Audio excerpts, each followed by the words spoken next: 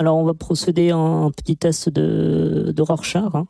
Je vais vous montrer des images qui contiennent des tâches et vous allez me dire ce que ça vous évoque. On va commencer par vous, mademoiselle. Très bien.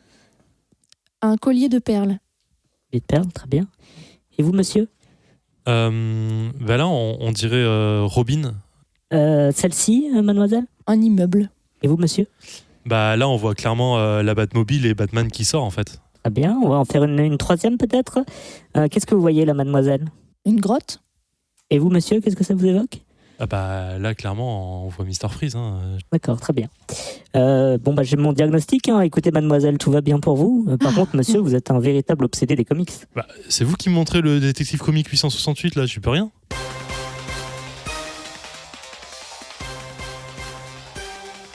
Bouya. Oula, alors il y en a deux qui ont décidé de faire mute. En vrai, Je leur de laisser attendre un peu pour. Ah, c'est pour ça. J'ai pas de casque, donc je savais J'étais pas. intimidé, quoi. Et toi, t'as un casque pourtant. Je suis resté sur la Oui, j'ai pas vibe de casque, de cette j'ai blague oublié. d'intro et j'ai pas réussi à. Du coup, j'ai l'impression de projeter, devoir parler plus fort pour que vous m'entendiez. En fait, c'est pas le cas. Non, ça va, entendre. Mais c'était un magnifique bouillat, Lulu, bravo. Bah écoute, Ça faisait très Opéra Ça me fait 5e plaisir. élément. Bonjour Oui. et bienvenue dans ce 129e épisode de Comics Outcast. Nous sommes tout au début du mois de novembre. Il fait froid, je sais pas si c'est vous. Ah, toi aussi, Chez fais un vous, point c'est météo, pareil. ouais. Nous sommes tout Bah, au début j'ai froid, là. du podcast également. Ouais. On va dire bonjour aux personnes que vous avez entendues dans la blague d'intro. Et au début, il y a Grégo. Oui. Lulu. ouais. Et Zef. Yo. Et Adrien, aux commandes que j'avais oubliées il y a 2 semaines. Voilà. Comment vous allez toi, Grégo, on va commencer par toi. Eh bien, écoute, je viens de faire un petit bilan psychologique et physique et ça va plutôt bien. C'était calme? Oui. Ok, tu te rappelles de tous les instants? Oui. Ok. Tu nous parles de quoi, toi, aujourd'hui? Je vais vous parler. On va continuer sur le Millard spatial avec Sharky. J'ai hâte. Lulu, comment ça va? Ben ça va et toi? Ça va, merci aussi. Tu lis des trucs en ce moment? T'as une actu littéraire dans les comics ou quelque chose? Ouais, j'ai relu un peu Watchmen. préparation. Voilà, pour préparer l'émission. Et puis, quoi d'autre? Pas grand-chose d'autre en comics. En BD franco-libanaise, j'ai découvert Zeina Abirached qui fait plein de trucs en ce moment et j'aime beaucoup, dont le piano oriental que je conseille à tout le monde. Et tu nous parles de quoi ce soir? Alors, moi, j'ai pas de review ce soir. Ah, parce que oui, je c'est te vrai. passe le micro. Puisque de quoi je parle ce soir, du coup, c'est, j'ai dit du coup 2 fois, ça fait 3 fois dans la même phrase, de Silver Surfer Black, un comics Marvel, assez sympa. J'en avais parlé légèrement dans les épisodes de l'été, mais là on va parler plus en Légèrement. détail, légèrement. Mais du coup, c'est quoi ta partie aujourd'hui? Alors, moi, je vais parler de Jeff Lemire. Mais c'est toujours les mêmes Dingue. émissions ici.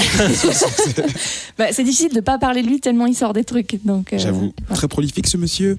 Et toi, Zef, Salut, comment ça va? ça va et toi? Bien, merci.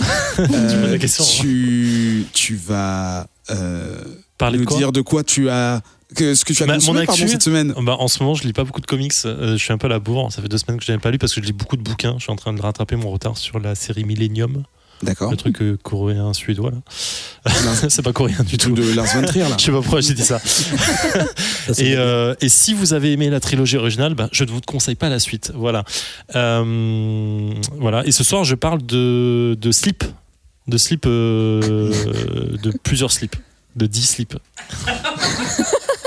Voilà. Ah, j'ai compris. J'ai piqué la blague à Grégo. C'était pas le concours, ça? Ah oui, d'ailleurs, faudra le dire. Vas-y. Ou on le dira tout à l'heure. On va directement commencer.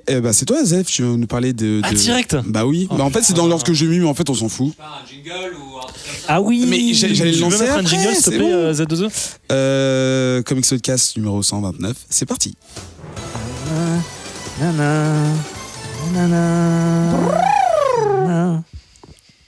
C'est passé du C'est très animalier tout ça. Ben Renault jusqu'à la tourterelle. Désormais, c'est une tourterelle qui nous fait le jingle. Première partie de cette émission, ce sont les revues. De notre côté, on choisit 3 comics, des nouveautés ou des vieilleries. Ah, tu dis ça pour moi? Non, je ne sais pas pourquoi Ah je dis oui, ça. effectivement. Ouais. Donc je parle de The Disciple.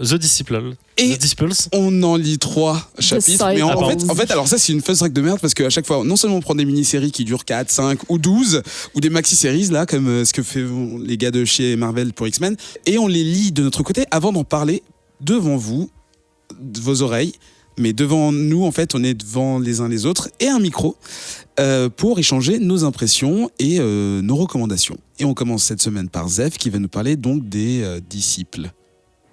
Exactement.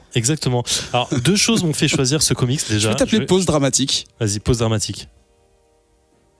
Alors, pause dramatique, peux-tu nous parler de ton comics? C'est ça ta blague? C'est marrant. Du coup, il y a 2 choses qui me font envie de parler de ce comics. Remettez les mots dans le bon ordre. C'est pas moi qui vais t'aider. Un, c'est j'en ai entendu parler par le Comedy Comics, qui est un YouTuber que je suis donc sur YouTube, par logique. Et donc il y a une émission où il en avait parlé et du coup ça m'avait un peu chauffé. Je me dis tiens, je vais dire ça et donc du coup voilà, j'ai assez kiffé. Donc je me dis tiens, je vais le présenter. 2, c'est de Black Mask. Vous vous souvenez de la dernière fois qu'on a parlé de Black Mask édition? C'était pas dans ce podcast, c'était avec des amis. Moi. D'accord. En fait, on avait parlé, j'avais présenté un truc qui s'appelait We Can Never Go Home. Ah oui. Ça date vraiment fort et en fait on avait vraiment J'étais kiffé là. ce truc là et du coup je m'étais dit tiens, c'est vrai que je regarde très peu souvent ce que fait cette maison d'édition, donc ça tombait plutôt pas mal. Donc The Disciples, c'est créé par Steve Niels et Christopher Meaton. Steve Niels, je sais pas si vous vous souvenez de lui, c'est un petit mec qui a éventuellement fait une petite série qui s'appelle 30 jours de nuit. C'est un le comics truc. à la base Oui. qui ensuite est sorti en film plutôt mauvais. Et c'est un comics, entre autres, qui avait été dessiné par Ben Temple-Smith, Je t'aime, Marie-moi. Ah, et du ça. coup, voilà. Et donc là, Temple-Smith a fait quelques covers aussi, donc c'était plutôt cool. Voilà. Donc The Disciples, j'ai aussi pensé à mon pote Grégo, parce que je me suis dit, bon, il va kiffer, il y a de l'espace, il y a des vaisseaux. Évidemment. Mais en Donc fait, voilà, c'était plutôt bien. Je ne vais parler que de la première issue parce que comme l'a très bien dit Eric, il n'y a que 4 épisodes dans cette série. C'est une mini-série. Et donc du coup, je vais peut-être même pas finir la première issue. je vais pas finir ma première review. Non, je plaisante. Je vais au moins finir la première parce qu'il y a quand même un twist dedans qui est assez intéressant. Et qu'est-ce que je voulais rajouter d'autre? J'ai oublié, mais ça me reviendra sûrement. Ah si, il y a un concours dessus, mais on en reparlera après. Ouais. On laissera Eric le faire ou Lulu, peut-être, je m'en verrai. Laissez-moi tranquille. Voilà. Donc The Disciples, on commence en fait la série sur un vaisseau qui vogue dans l'espace entre la Terre et la Lune, où on apprend que le vaisseau s'appelle d'ailleurs Frankenstein. Si vous ne le savez pas, il y a un Arte qui a sorti un très bon jeu, d'ailleurs, sur ce thème-là aussi. Je me Pas le demande qui a vaisseau, mais participé à Frankenstein. sa production. Et du coup, voilà, il y a une petite blague entre le pilote et le copilote en mode ouais, t'appelles vraiment ton vaisseau comme ça, c'est la honte, mais bon, bref. Et il y a une alors je sais pas, c'est pas la copilote, ça doit être l'astrogatrice, donc la nana qui calcule les coordonnées, qui fait en sorte que le vaisseau puisse aller en vitesse lumière, bien qu'il n'y ait pas vraiment vitesse lumière dans cet univers-là, mais vous comprenez l'idée, qui ensuite fait un espèce de rêve bizarre où on voit une double page avec Jupiter en fond, qui est vraiment énormissime. On la reconnaît grâce à cette tâche qui est Jupiter Ascending. et on voit en fait l'espace rempli de cadavres, pas vraiment cadavres, on pourrait comprendre que c'est un peu des zombies. Et la nana se réveille, donc elle est dans ses quartiers, j'imagine. Et voilà, après on a une petite tranche de vie du vaisseau. Et en fait, l'idée, c'est cet équipage est une forme de bounty hunter, où en fait des gars qu'on embauche pour des missions plus ou moins intéressantes dans l'espace, en fait, qui doivent Attention, derrière toi. dont ils doivent se charger. Ok. Ok, C'est tout va ceux bien. qui vont noter dans Je les ne comprends boîtes rien. de Celebration, ils vont chercher les boîtes de Celebration vides où tout le monde a laissé les bounty pour. Il les c'était ça. achève. Je poursuis la blague une balle dans la d'Adrien et Lulu. tête. Ok. Donc du coup, cet équipage très sympathique a une mission. Ils doivent se rendre sur Ganymède, donc qui est un satellite de Jupiter. Si je ne dis pas de conneries. Ou Saturne, hein, c'est souvent l'une ou l'autre, mais je crois que c'est Jupiter. Oui, c'est là, Jupiter. ça se passe près de Jupiter, donc j'imagine que c'est près de Jupiter. Oui. Voilà. Et du coup, en fait, ils doivent récupérer une nana, une fille, qui a été brainwashée par un cultiste, enfin un mec qui tient une secte dont j'ai oublié le nom d'ailleurs de comment on dit ça. C'était une cavalerie. Et Gourou. un gourou, merci, qui a en fait, donc il raconte un peu l'histoire de ce gourou en disant que c'est un mec qui a monté une secte sur Terre en Californie, où il a créé un village carrément, une ville entière avec des mecs qui étaient sous son joug. Et en fait après ce mec a eu de la thune, donc il s'est barré sur Ganymède, et là il a, comme en fait on est un peu dans la conquête de l'espace en version conquête de l'Ouest, mais dans le futur. c'est le premier qui arrive quelque part, qui dit c'est à moi. Donc là, il a réclamé Ganymède, il a monté sa colonie dessus. Et en fait, il est le gourou ultime sur un satellite de la taille de la Lune, en mode j'ai des milliers de personnes qui m'obéissent. Et donc, il a brainwashé une nana qui est la fille d'un mec ultra riche sur Terre qui possède la moitié des États-Unis, genre. Et voilà, il leur a dit je veux que ma fille revienne. Donc eux, c'est leur mission. Bam, ils partent là-bas. Et à la fin du premier épisode, la nana en question qui a fait ce rêve un peu chelou se réveille et il se passe un truc assez zarbe, genre t'as le pilote qui a un truc bizarre dans la bouche, un verre un peu bizarre, et en fait là ils commencent à fouiller leur propre vaisseau. Et lorsque c'est la dernière page de l'issue, quand ils ouvrent une double porte, en fait on voit une créature assez bizarre, humanoïde, avec un espèce de fœtus qui sort de son ventre et on voit un bébé à l'intérieur. C'est très troublant. Donc voilà, ça donne un peu le thème complètement de la série. C'est en mode horrifique pur et dur, sorti du tréfonds d'un cerveau d'un mec qui est vraiment bizarre pour le coup, parce que même la créature en soi est vraiment bizarre. Et donc voilà, ça va se décliner sur 4 chapitres. Moi comme je disais, j'ai vraiment apprécié parce que déjà le thème espace horrifique, ça me plaît de base, ça c'est logique. Mais en plus, je retrouvais un peu ce mode un peu alien. On avait parlé un peu d'Alien Den Orbit à un moment. Et en fait, voilà, on retrouve un peu ce thème horrifique. On ne sait pas trop où on avance. En fait, dans la suite des issues, c'est un peu ce style de graphique, ce style de scénario. Et en fait, j'aime beaucoup ce genre de truc. Et donc voilà, on a ce thème horreur espace qui me parle beaucoup. Et voilà. Et graphiquement, ça tue pas mal aussi. Enfin, Grégo, qu'est-ce que tu en as pensé? Et moi, je suis surpris que tu parles que de la première issue. Sur 4, j'ai pas envie de spoiler plus. Ouais, mais du coup, j'ai appris en off avant l'émission qu'il y avait que 4 issues. En fait, en lisant 3, je m'attendais à en avoir beaucoup plus. Tout comme à la fin, quand ils disent in our final issue next week. Ouais, mais peut-être que j'ai pas lu, peut-être que j'ai pas tout lu. Et je lis pas l'anglais, je l'ai lu en anglais. Non, mais en tout cas, ce détail m'a échappé. Et parce que, pour plusieurs raisons, parce que déjà, en fait, paradoxalement, je trouvais que dans le premier issue, il se passait pas grand-chose à part l'exposition de l'histoire, un petit peu de l'univers, etc. Mais que malgré ça, ça se lisait très très vite, en fait. Et du coup, mon avis général à la lecture de cette première issue, c'est waouh, 24 pages juste pour en arriver là au départ. Donc j'étais un peu circonspect et pas forcément convaincu. De plus que les dessins ne sont pas non plus vilains, ils sont pas ils sont classiques, ils accompagnent très bien le truc. Voilà, ils font le taf. J'ai lu du coup les issues 2 et 3 et c'est pareil, ça se lit très vite. Au final, il se passe peu de choses. Enfin, il se passe quand même des choses. Il s'en passe plus dans le 2 et le 3. Ouais. Et du coup, je me suis dit, ah ok, et là, je commence à plonger dans l'histoire. Et justement, je me suis dit, ah oui, ça en fait, c'est typiquement le genre d'histoire que j'attendrais d'une sortie en TPB. Je sais pas, peut-être 120, 150 pages. Et tu lis tout en 1 heure dans ton canapé le samedi. Mais je trouvais que le format par issue était pas du tout, n'allait pas avec l'histoire et avec son rythme en tout cas. Alors, en fait, moi je l'ai lu en une seule fois en fait. J'ai tout lu d'un coup. Et en fait, du coup, l'histoire pour moi, elle se vendait très bien en tant que telle. Mais et la fin, en fait, elle m'a pas surpris plus que ça en fait. Ouais, d'accord. Mais si tu vois, si j'avais capté que c'était que 4, je serais allé jusqu'au bout de la 4e parce que pour le coup, ça se lit vraiment, je pense, en 5-6 minutes à tout casser. Les 4 ? Non, une issue quoi. Ah putain, j'ai eu peur. Je survole. 5-6 minutes, t'exagères aussi un peu. Ouais, non, j'exagère. Ouais. Enfin, je passe. Catcher, c'est plus rapide, alors en 30 secondes, c'est fini. On en reparlera après. Mais enfin, ouais, voilà. Donc je n'ai pas passé un mauvais moment. J'ai trouvé beaucoup de clichés quand même dans les histoires d'horreur dans l'espace, un petit peu. Personne ne vous entendra crier sur Ganymède. Voilà. Au final, je pense que c'est à lire d'une traite, donc je recommanderais plutôt un achat. Ouais, clairement, c'est du TPB-like. Voilà, c'est sympa. Voilà. Lulu, ton avis? Moi, ça se consomme bien, vite. Les couves sont très cool, les couves d'Issue. Et je trouve que graphiquement, c'est assez chouette en particulier. Moi, j'aime toujours beaucoup les images d'espace et je trouve que là, c'est assez réussi. Les couleurs de Jupiter en particulier, sont assez belles. Et la fin de... Enfin non, le rêve, ou plutôt le cauchemar dont tu parlais au début, c'est assez chouette aussi comme plan.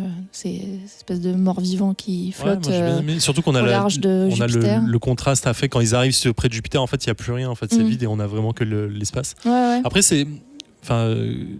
comme disait Grégo, c'est ultra cliché, mais c'est clairement ce que je recherchais en fait en lisant le truc. Hein. Il y avait pas, je m'attendais pas à une histoire qui allait révolutionner le genre ou le truc ça. Je voulais des clichés d'espace avec des monstres et le reste, je les ai trouvés. Là, tu es servi. Hein. Ça se lit très bien. Je trouve qu'en fait, en plus, il amène des petits trucs visuels et même techniques en mode science-fiction qui sont assez cool. La façon dont ils passent en hyperespace, la façon dont ils s'endorment, la façon dont même ils atterrissent et le système qu'il y a derrière chaque frontière de passage et de trucs comme ça. C'est des petits trucs à la con, mais je trouve qu'en quelques cases et en quelques pages seulement, il arrive à montrer que l'univers est plus large que ça en fait. Qu'il y a un véritable truc qui fonctionne, un monde qui fonctionne entièrement et tout un système et toute une société. Et en fait, t'en as pas besoin parce que l'histoire, elle s'en sert pas plus que ça. Mais du coup, je trouve que ça fait vivre tout le reste et que ça le rend ultra crédible sur rien du tout en fait. Et alors qu'en fait, on pourrait juste avoir commencé la série à la fin de l'épisode 1, ça aurait pu être complètement le début, ça aurait pas choqué plus que ça, il n'y aurait pas eu l'exposition des personnages et en vrai on s'en fout parce qu'ils sont pas plus importants que ça non plus dans l'histoire. Et je trouve ça super intéressant en fait comme exercice et comme comics en fait, mais encore une fois c'est pas le truc qui révolutionne. Moi je voulais juste une bonne série, une bonne histoire qui était rapide, qui allait droit au but et qui me faisait pas chier sur un côté horrifique et je l'ai trouvé en fait. Voilà. Ouais, ça se lit un peu comme une nouvelle ou un court-métrage quoi. Enfin, clairement. Ouais. C'est sorti en 2015 je crois. Oui, c'est pour ça que je parlais de vieillerie. Mais en fait, c'est sorti chez Glénat Comics en VF cette année. C'est ça, en septembre. Ouais, c'est ça. Et voilà. Et par ailleurs, comme Glénat Comics, ils sont assez cool en vrai, parce que je les trouve sympas, parce que ils nous ont proposé de faire gagner un Disciples en français, donc disciple, à un de nos auditeurs chanceux qu'il sera, bien sûr. Ou qu'elle sera, bien sûr, mais c'est l'auditeur ou l'auditrice qui... Enfin, tu m'as compris, parce qu'on parle de personne aussi. Est-ce que pour gagner, il faut porter un slip ? Alors non, tu as le droit de porter le boxer, et il faudra compter le nombre de fois où on dit slip dans l'épisode et nous envoyer les timestamps de chaque fois qu'on dit ce mot très précis. Par exemple, si je dis boxer, ça fonctionne pas. Si je dis caleçon non plus. Je participe pas du tout à ce. Split, ça marche pas. Fonctionne pas non plus. T'as pas le droit de participer de toute façon avec. Voilà. J'ai une bonne nouvelle. C'est relou. Hein. Adrien fait les gros yeux en mode. Mais vous êtes fous les gars. Ouais, non, mais on va trouver une autre règle. Ça ne marche pas. Restez jusqu'à la fin de l'épisode. Peut-être qu'on changera les règles du concours. On ne sait jamais. Ou alors peut-être qu'elles seront au milieu. Oui. Pour les gens qui vont sauter directement à la dernière minute. Là, on n'est pas salaud. On le dit au milieu. Les concours précédents, on l'avait dit à la fin. Là, on l'a dit quoi 6 fois. Là, on est quoi à 25 minutes seulement. Ça va. Allez, deuxième titre, et je vais passer la parole à Lulu. Est-ce qu'on recommanderait pas aussi à certains de nos patronautes, parce que si, moi je le on a un contrat tacite avec eux. Vas-y, donne-moi une liste. À Florian B, à Paul Gara, à Vincent et à Alak. Vous avez noté.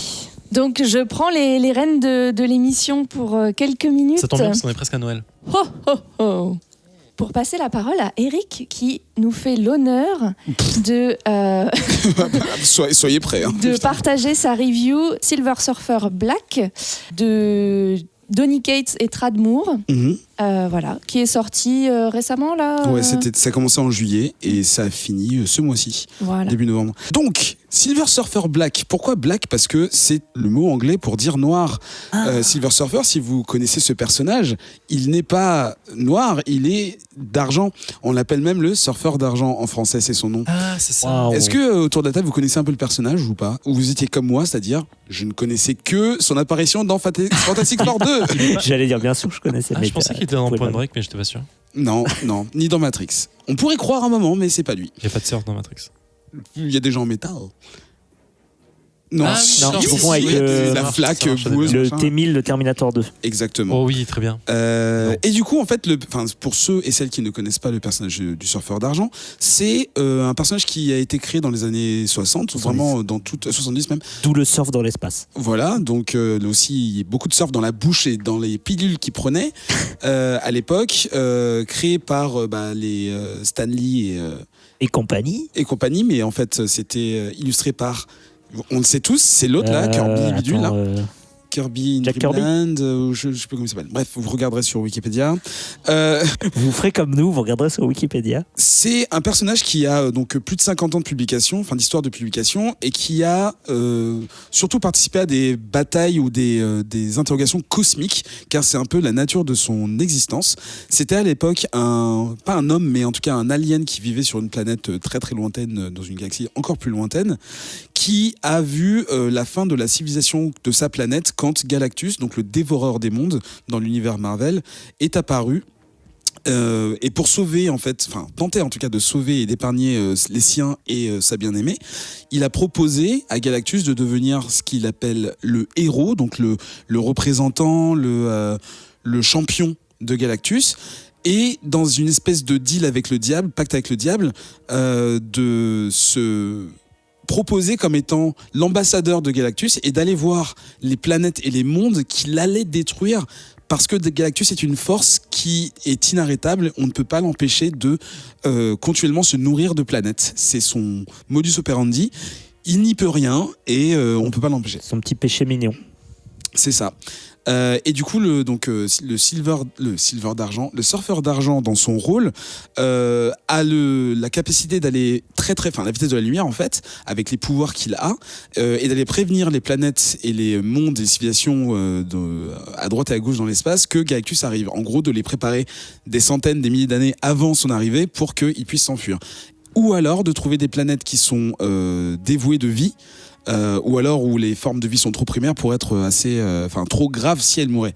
Du coup, il est considéré un peu comme un messager de mort qui accompagne la mort inévitable, la destruction avec Galactus. Et en termes de pouvoir, c'est un peu compliqué à expliquer.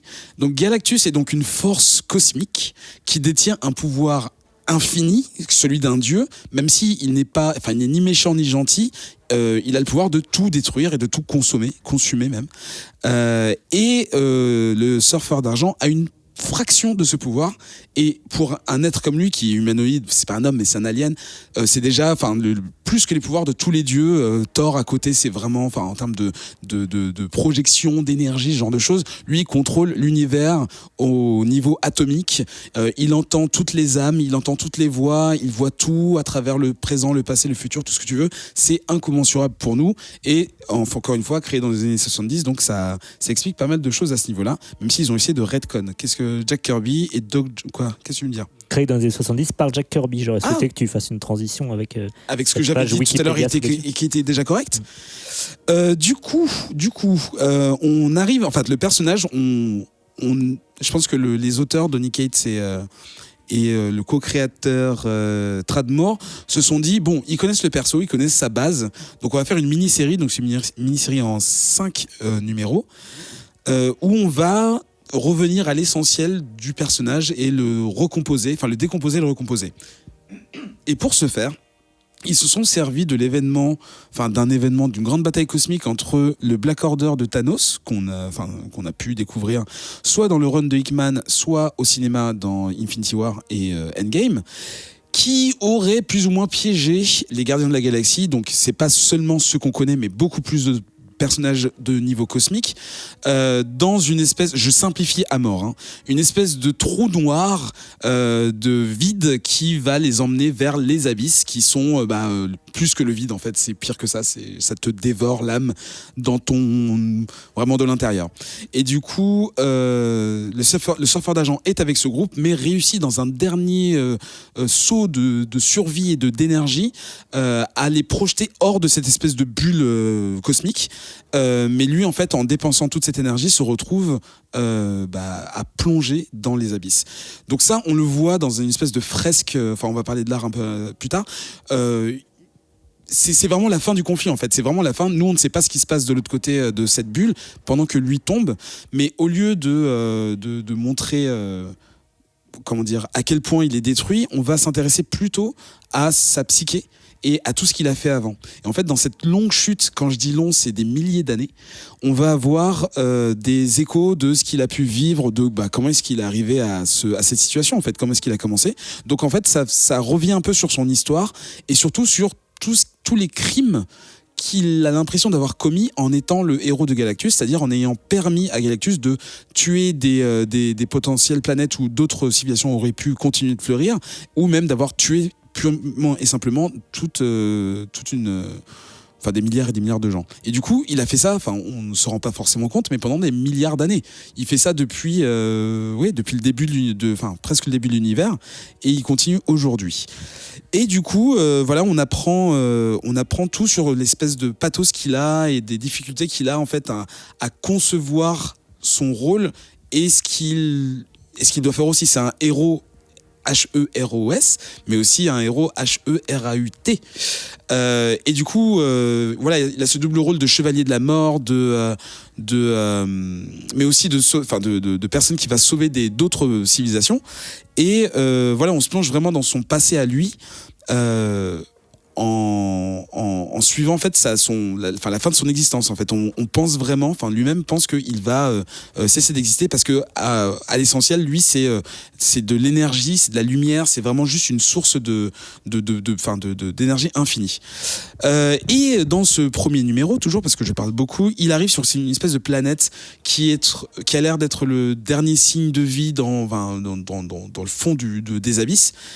Et il se trouve face à 3 espèces de ce qui a l'air d'être des statues géantes, habillées un peu comme des gens en Italie au XVe siècle. Donc j'ai pas trop compris la référence, mais qui sont en fait des statues qui protègent une espèce de sanctuaire ou d'hôtel à une déité perdue, justement au fond du fond. Et directement ces sentinelles-là commencent à l'attaquer et le serveur d'argent, qui est plutôt une force bénéfique, même neutre ou bénéfique, va essayer de leur expliquer que non, en fait je suis pas là pour me taper, s'il vous plaît, écoutez-moi, je suis en train de mourir, je veux juste retourner de l'autre côté des abysses, dans le monde des vivants et où tout est plus lumineux, parce que là je vais mourir quoi, ça fait des milliers d'années que je suis là, je vais crever. Et les sentinelles en fait continuent de l'attaquer et malgré tout, en utilisant la dernière once d'énergie qu'il avait, il crée une espèce de petit soleil. Donc en termes de what the fuck et de puissance, on est déjà au max, mais ça va encore plus loin plus tard. Il anéantit, grâce à la lumière en fait, il permet de les mettre au dodo tranquillement. Et la fin de la dernière issue en fait, c'est qu'on découvre que le sanctuaire qu'il gardait en fait était bien même si la planète paraissait morte, en fait il y avait bien quelqu'un derrière, et une main noire et rouge sort de la porte secrète et mystique pour attraper le surfeur d'argent et lui dit bonjour petit soleil, et l'attrape et le rentre dans cette antre. Je peux pas trop parler de la suite parce que je peux révéler qui c'est, mais c'est pas très intéressant. What? Ok. C'est super important en fait.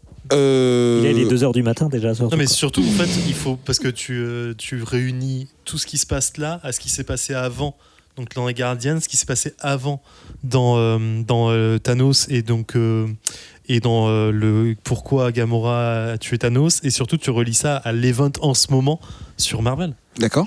Et c'est super intéressant parce que c'est Donny Cates qui écrit tout. Ouais. Qui écrit l'event maintenant en fait. Donc du coup je trouve ça bien très intelligent en fait. Alors je vais vous demander votre avis, vos avis sur les histoires. Vas-y, te garde la parole. Qu'en as-tu pensé, Zéphiriel ? Non, mais je voulais pas te couper en fait dans le truc, mais c'est juste que t'es obligé, à mon sens, t'es obligé de parler de ce qui se passe après. Mais si tu veux pas le faire, on peut arrêter là. C'est pas très grave en soi. Le fait est que moi j'ai kiffé. En fait, j'étais passé à côté complètement de ce comics et j'ai kiffé le reprendre. Et surtout, comme je suis en train de lire l'event actuel et comme j'ai suivi Guardians et l'event où Gamora tue Thanos. En fait, pour moi, il y avait ce trou de comment les héros étaient sortis de ce trou noir que le Black Order avait créé. Donc dans la série de Guardians actuelle en fait. Et donc du coup, c'est marrant parce que du coup, je me dis mais c'est comme ça qu'ils ont fait. Et c'est marrant, je trouvais ça cool en fait déjà de retrouver ça, de retrouver que de retconner un peu ce qui avait été fait chez Guardians il y a longtemps quand Thompson aka Venom était chez eux et avait donc expliqué plein de choses déjà à l'époque. Et surtout de tout relier avec son propre event actuel. Et je trouve ça vraiment trop cool en fait. Donc du coup, c'est une série qui m'a très très excité quand je l'ai lu. Et le seul truc que je lui reproche, c'est visuellement, je n'arrive pas du tout à apprécier l'éclatage de couleurs qu'il peut y avoir. C'est moi, je trouve ça horrible en fait. J'ai du mal. Il y a les doubles pages, j'ai du mal à les lire en fait. Visuellement, j'ai du mal à me retrouver dedans. Il y a trop de couleurs. C'est trop de travail d'essayer de comprendre. Ouais, pour moi c'est une horreur, mais je sais que Grégo kiffe en fait, donc c'est un choix artistique, hein, clairement. Grégo, vu que tu avais déjà 15 ans quand le personnage avait été créé, qu'est-ce que tu en penses? Est-ce que tu es nostalgique? Transition. Moi, le personnage en lui-même, le Silver Surfer, ne m'a jamais forcément spécialement attiré, même si voilà, je l'ai vu dans différents events. Cela dit, pour revenir à cette série en particulier, moi j'ai particulièrement accroché, et je pense comme beaucoup, sur le graphisme et sur tout le visuel, qui est extrêmement particulier, hyper original pour des comics. J'ai pas souvenir d'avoir vu l'équivalent. Et en fait, c'est une orgie de couleurs, je dirais presque organiques. T'as les personnages, les décors, tout qui est un peu tordu, embarqué dans des spirales, et la composition est absolument ouf, je dirais, très très audacieuse en tout cas. Et chez moi, ça marche énormément, et en fait c'est vraiment ce qui m'a porté dans l'histoire. Après, tout n'est que prétexte, mais justement, tout n'est que prétexte, mais justement, dans l'histoire, il y a aussi une orgie de personnages et de contextes cosmiques qui collent du coup hyper bien à cette mise en page, cette composition et à ce trait complètement barré en fait, quoi. Enfin, moi, je suis très très très client. Et toi, Lulu? Psychédélique. Alors moi, c'est le moindre. Moi, j'ai juste lu la première issue, mais c'est vrai qu'effectivement, j'ai été très très sensible au graphisme, à ces cases qui sont parfois tordues, un peu comme dans des rêves. Et je trouve que la caractérisation de Silver Surfer, que moi je connais pas par ailleurs, est assez intéressante parce qu'il est à la fois assez touchant. Ça pourrait être complètement ridicule. Enfin, il y a des plans un peu étranges où genre c'est on voit son entrejambe d'en dessous. Enfin, c'est un traitement un peu je sais pas comment dire, mais un peu qui est pas héroïque en fait. Enfin, du personnage. Ça lui donne pas c'est pas glorieux quoi. Voilà. C'est pas... Et donc il est assez touchant. On sent son affection pour sa planche. Ouais. Et un surfeur. Ouais, non, mais je sais pas. Et j'ai trouvé ça californien en fond. assez intéressant quand même. Comment Donny Cates il arrive à faire ça. Et justement le fait qu'on soit une relation symbiotique avec sa planche. Le fait que ça soit concentré sur sa psyché, comme tu as dit, du coup on est finalement assez intime avec lui assez rapidement, et moi ça m'a donné envie de continuer à lire et de lire les events qui sont attachés. Moi, non seulement de continuer à lire, mais aussi je pense de l'acheter, de le re-acheter, parce que je l'ai acheté en numérique comme un idiot, et je vais le racheter en papier. En papier, je pense que ça vaut le coup de lire ça. Juste pour finir, parce que je pense que j'ai pas fait honneur du tout aux comics, mais il y a pas énormément de texte, donc si l'anglais a un problème, franchement, c'est pas là que ça va vous tordre l'esprit. Et je trouve que l'écriture est extrêmement poétique et très bien posée, très bien rythmée. La prose de Donny Cates, du coup du Silver Surfer, donne un état, tu sais, genre il est vraiment au-dessus de tout en fait, il est au-dessus des choses, il considère pas les émotions, les sentiments comme nous, mais en fait je l'ai trouvé super humain. Tu parlais de qui était touchant, c'est un peu ça, et c'est pour ça que j'ai trouvé ça un peu, ça sortait un peu des clous, et j'ai trouvé ça vraiment cool. Et qu'est-ce que je voulais dire?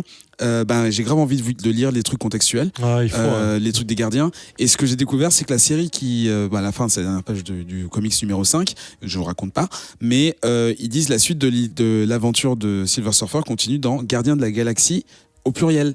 c'est Guardians of the Galaxies. Ouais. Et je me dis, oh là là, je sais pas ce que ça va être, mais ça va être ouf. Vu, effectivement, là, je suis très curieux du Donny Cates verse, un peu s'il arrive à faire son truc Hickman où il pose. C'est lui qui est sur Guardian, j'ai un doute. Oui, et enfin d'ailleurs, ils se font un peu dans les comics à l'ancienne, ils font des rappels, genre, surtout au début, quand ils parlent de la fin du conflit avec les gardiens, enfin, concernant les gardiens, n'oubliez pas de lire la fin du truc. Et enfin, moi, j'ai trouvé ça trop cool, en fait, qu'il.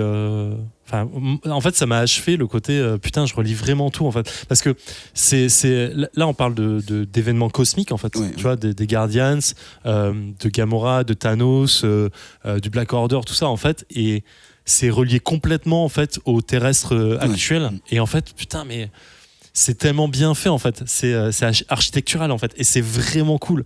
Et je sais pas comment expliquer ça en fait, quand tu suis toutes les séries une à une qui n'ont pas de rapport. Et tu comprends déjà quand tu arrives à comprendre une suite en disant ok, je commence une nouvelle série, c'est la suite de ça, c'est cool machin, même si t'avais pas fait gaffe ou machin, c'est toujours agréable en fait de se dire je comprends d'où ça vient et je comprends les implications qu'il y a dedans.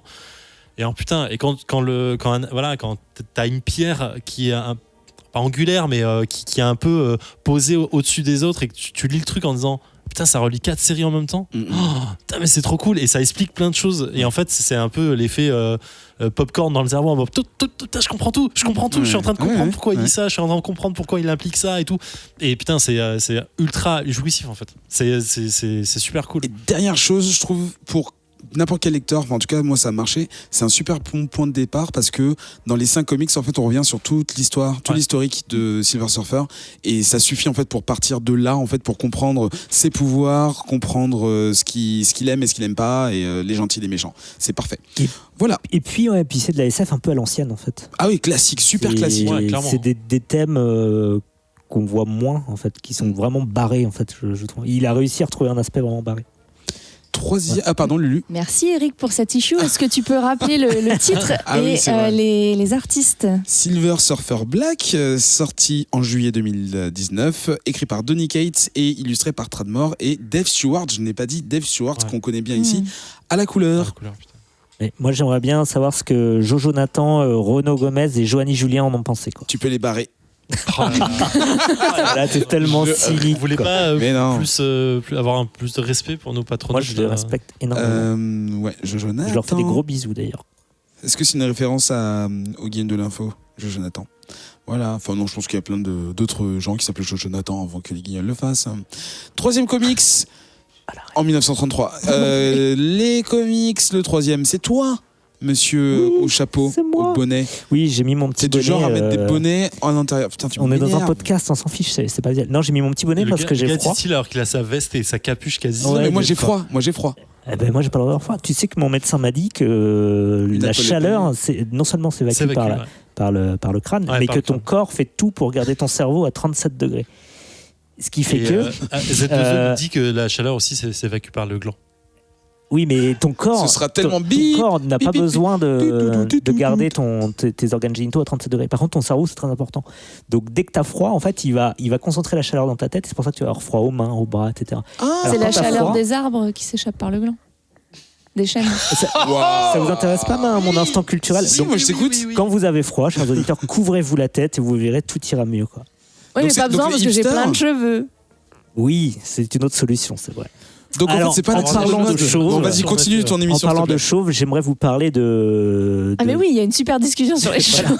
de Sharky, donc mon comics de cette semaine, qui est comme dans le dernier épisode, qui est un comics signé Mark Millar, qui décidément nous inonde de petites histoires et de mini-séries. Comme si il nous préparait un petit catalogue, je sais pas, prêt à être adapté sur d'autres médias ou médiums, je sais plus quel est le pluriel. Plateforme de diffusion. Et donc Sharky, donc de Mark Millar, j'ai oublié le dessinateur, mais par contre Simone Bianchi. Merci. C'est un garçon ou une fille du coup? Je sais pas, vraiment que ce soit Simone. Au lettrage, et j'étais content d'avoir de ces nouvelles, c'est Pete Doherty. Et j'avais pas trop suivi son actu, les dernières news que j'avais étaient pas très bonnes, et là apparemment il remonte la pente. Ça va. Et il fait du lettrage. Il a rajouté un R à son prénom. Oui. Et voilà, donc Sharky en effet commence par une discussion dans un bar sur une autre planète entre deux personnages, tous les deux chauves. Et l'un défend le fait que il faut pas se raser l'intégralité du crâne quand tu as une calvitie. Il faut garder une petite couronne de cheveux autour de la tête. Horrible. Et évidemment, tu peux pas être d'accord avec ce personnage et tu soutiens plutôt l'autre en face. Mais donc il y en a un qui est quand même chauve et vert et l'autre qui est chauve avec une couronne et bleu. Mais il va s'avérer qu'en fait, celui qui est chauve et bleu est en fait notre héros, Sharky, qui est Bounty Hunter, chasseur de primes, chasseur de bounty, et qui est justement après. Il force la blague. Ouais, vas-y. Mais moi c'est de la blague filée. C'était la blague d'Adrien au départ. Moi je fais que supporter les copains dans cette histoire.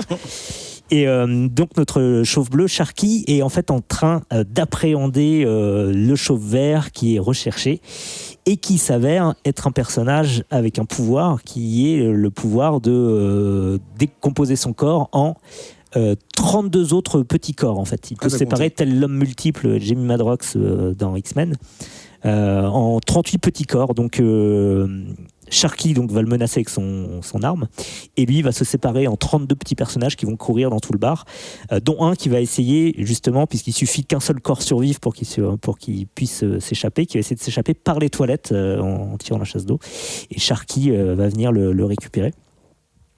Voilà un peu pour la scène d'introduction. Voilà. Alors moi j'ai bien aimé. Après, qu'est-ce qui va se passer ? Je vais vous le faire rapidement. Évidemment, Sharky va tomber sur un gros dossier, un gros dos de la part de son agent de chasseur de primes qui va lui refiler le tuyau de Big H, qui est une... Non, c'est Edra Deering, la terroriste. C'est l'antagoniste qui essaye de teamer c'est l'autre chasseur de primes, excuse-moi. Il fait big vilain quand tu le vois, effectivement. À la fin de l'issue 1, quand tu le vois, tu fais c'est lui, et en fait, non, pas du tout. Et donc, alors c'est pas Big H, c'est Edra Deering. Excusez-moi, je n'avais pas noté le nom des personnages. Mais qui fait ça ? Qui note les noms des persos ? Moi. Ouais, merci. Je sais qu'il y a toujours quelqu'un qui note les noms des personnages, donc je compte sur lui. Et en gros, c'est une criminelle hyper recherchée pour 1 million de, je sais plus la monnaie de. Zeni, dollar, Corada, Pokédollar. Kodona. Kona. Et donc évidemment, notre Sharky, qui est quand même un petit peu dans le fond, un peu un loser, qui enchaîne un petit peu les mauvais plans, parce que son homme multiple, là, au final, lui a rapporté $15, $20. Évidemment, il va être intéressé par ce plan à 1 million de brousouf. Donc, il va se lancer à sa recherche. Évidemment, ça va pas être le seul chasseur de primes, et c'est là que va arriver un peu le lore de la série, puisqu'on va avoir droit à une galerie de chasseurs de primes, de personnages tous plus ou moins retors ou hauts en couleur. Et tout ce petit monde va interagir. Beaucoup vont en avoir après Sharky, parce qu'il va aussi s'avérer qu'il a un petit pouvoir fort utile pour les chasseurs de primes. Il est capable de détecter, par un pouvoir, je pense, psychique ou mental, où sont localisées ses cibles. Donc, évidemment, ça attire les convoitises, et justement, l'autre chasseur de primes un peu badass veut s'allier avec lui. Il veut pas s'allier avec lui, il veut forcer il veut à travailler pour lui plutôt. Voilà. Et on ajoute à tout ça un gamin qui s'appelle Extra Billy. J'ai failli dire Ultra Billy. Est-ce que c'est un très gros meuble ? J'avoue. Très très bon. Ou un très vieux fromage de chèvre. Bon.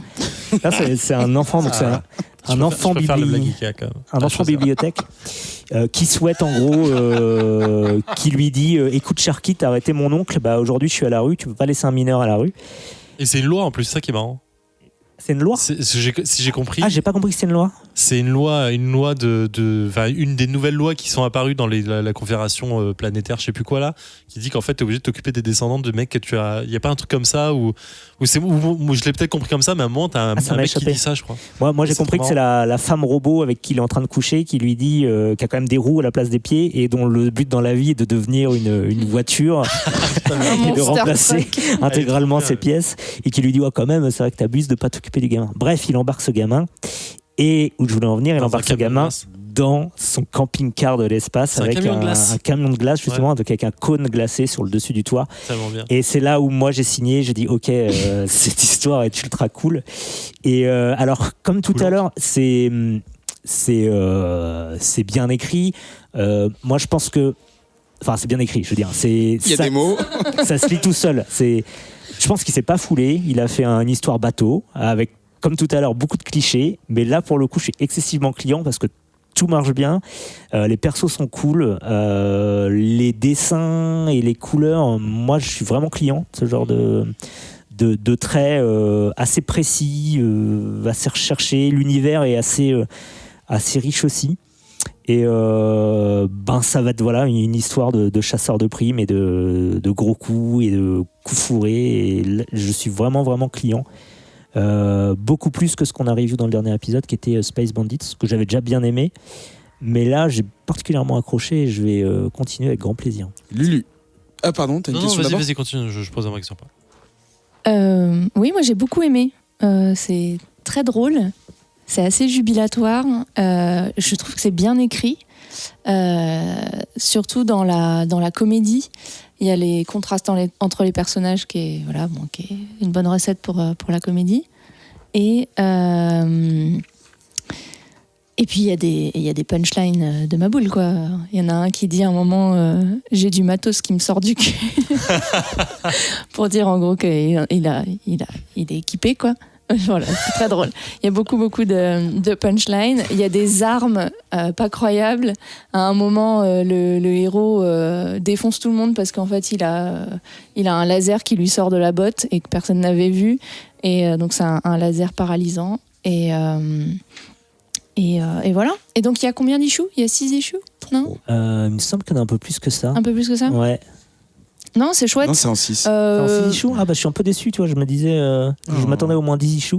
Le dernier truc de Millard que j'avais lu, c'était Prodigy, où là, moi, je trouvais que c'était pas... Enfin, le personnage était un peu raté.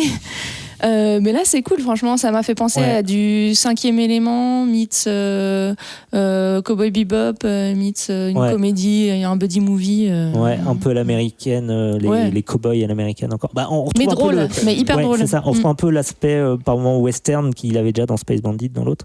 Et pour revenir sur Millard, en fait, c'est Millard, mais ça pourrait être n'importe qui d'autre. On sent pas forcément ça touche un peu. Ouais, ça ressemble pas. Alors, c'est quoi la touche Millard là, dont vous parlez à chaque fois ? En gros, il va plutôt aller sur des terrains un petit peu, comment dirais-je ? En fait, Millard, à la base, il s'est fait beaucoup connaître pour des comics qui sortaient du lot, qui cassaient en fait un héros ou un mythe. L'exemple, ça va être par exemple Kick-Ass ou Nemesis. C'est un peu borderline où les héros vont aller faire des choses vraiment où quand tu lis, tu te dis en fait ça, il va un peu vers le malaise, quoi, tu vois. T'es pas complètement et donc là le malaise est désamorcé par l'humour et donc c'est pas trop Millard. En fait, normalement, ils font des sujets en fait. qui sortent du lot, en fait. Tu vois, l'exemple, Kick-Ass, pourquoi ? Parce que Kick-Ass, quand c'est sorti, à la base c'était chez Marvel et on voyait une petite fille de 8 ans qui découpait des mecs avec un sabre et avec du sang partout. Et si tu veux, on n'avait pas l'habitude de voir ça du tout, en fait. Et c'était vraiment choquant. Et donc du coup, il aime normalement, c'est un mec qui aime choquer, qui aime sortir du classique en disant en fait moi je monte un truc qui va pas. Nemesis, c'était qu'est-ce qui se passe si Batman était en fait Bruce Wayne avait été un psychopathe avec de la thune et une intelligence de ouf. En fait il aurait pris je crois que c'est les fichiers des plus gros super agents secrets et il l'aurait mis sur internet avec leur vrai nom et leur vraie adresse, tu vois. Donc en fait il part de ce postulat là, donc il s'est petit à petit dérivé vers des trucs vraiment classiques. En fait, du coup, là, on a plus cette touche un peu qui sort du lot, quoi. On a un truc assez classique, non, je trouve. Là, attention, Adrien, Z2E va intervenir. Attention, vous êtes prêts ? Parce que moi, par exemple, je suis vachement plus Batman, par exemple. Est-ce qu'on peut comparer Sharky et Hush ? Oh, putain, elle est bien. Oh, le salaud. J'ai une demi-molle. Elle est bien. Elle est vraiment bien.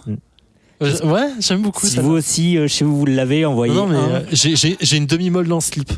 Moi, je l'ai pas, mais voilà. vous me l'expliquerez après.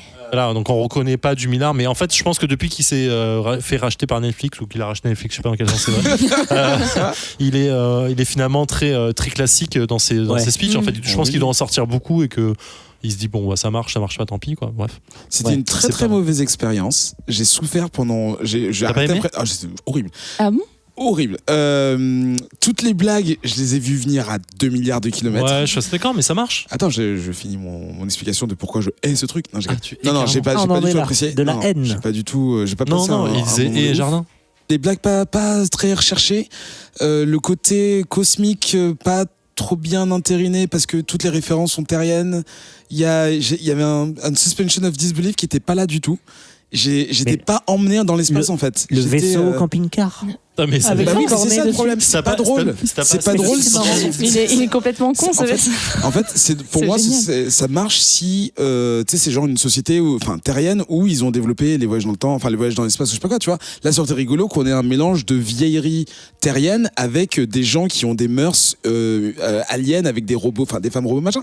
Là, ça aurait été cool. Ah, Là, dès d'accord. le début, en fait, on te dit, ok, t'es dans un monde super spatial où il y a des humanoïdes et des monstres, enfin des alienoïdes, on va dire. Ça se dit pas du tout, mais des monstres, mais qui sont dotés de paroles et machin. Ils interagissent, il y a pas de souci. On t'enlève tout ça. On te montre que ce sont des chasseurs de tête. Ok, on te met dans l'univers des chasseurs de tête, mais ensuite on te fait des références uniquement terriennes. Ah, Le mais cancer, c'était rien. Les glaces, c'était rien. Enfin tout ça, ça m'a sorti du truc. Ah, toutes les d'accord. blagues, étaient tu t'aurais pu les trouver dans n'importe quel autre mauvais roman et je sais pas, c'était pas inspiré pour moi, il y avait aucune inspiration. Alors, je suis d'accord avec toi parce qu'effectivement, c'est ce qu'on dit en fait avec Lulu, c'est classique quoi. Ouais. Genre, ça Mais marche, c'était c'est pas un peu agréable, du c'est movie surtout parce ça le que truc, c'est ce qui fait que les blagues sont faciles et qu'elles viennent, on les voit venir. Mm. Mais ça fonctionne bien. Pour le côté terrien, je comprends ce que tu veux dire, mais en vrai, c'est pas choquant. Pour moi, c'était un monde terrien en fait. Non, en Genre, fait, il y avait je pas suis de- sûr que on serait Pour moi, ouais, tous les protagonistes sont des humains en fait. Mm. Il y a pas de et même le extra Billy en fait, même s'il a clairement une tête d'alien, je le voyais quand même un petit gamin Oui. humain en fait. Et Ouais. enfin, le physique ne me faisait pas penser qu'il y avait autre chose que du physique que Ouais. le côté humain en fait. Bah, ça m'est tombé des mains un peu. Ok, c'est ton droit le plus absolu, Eric. Nous, en tout cas, on a bien aimé. C'est bien, c'est sympa, ça casse pas des briques, mais c'est sympa. Non, Si t'aimes voilà. pas rigoler, Parce que bon je bah, veux dire, tout, pas mais- grave. hein. Ouais. Ça se lit bien. Moi, j'aurais tendance à recommander Ouais. une bonne petite histoire de je suis Space d'accord. Up. Je suis complètement Space d'accord. Opera. Alors, le résumé des comics ce soir. À qui est-ce qu'on pourrait conseiller Ah oui. Bah, tout le monde, hein, franchement. Sharky The Bounty Hunter de Mark Millar et Simone Bianchi. Moi, j'ai envie de le confier à tout le monde, mais si t'as une shortlist, toi, Lulu, vas-y. Hein. Frédéric, tu crois que ça te plairait ça? Et Brass peut-être aussi. Elle l'a fait. Je l'ai fait. Elle l'a fait. Stylo. Non, je regarde. Et moi, je dirais que franchement, John Couscous, je sais quitter, je te connais, je sais où t'habites, et je dirais que tu devrais kiffer. Ah. Il n'y avait aucun rapport avec le début. Non, si. Donc, les comics de ce soir. Disciples, c'était par Steven Niles chez Black Mask Studios en 2015. Silver Surfer Black chez Marvel, sorti en 2019 cet été par Donny Cates. Et Sharky the Bounty Hunter de Mark Millar et de Netflix, sorti en février 2019 chez Image Comics. On se retrouve dans un instant pour parler de Frog Catchers et de Watchmen.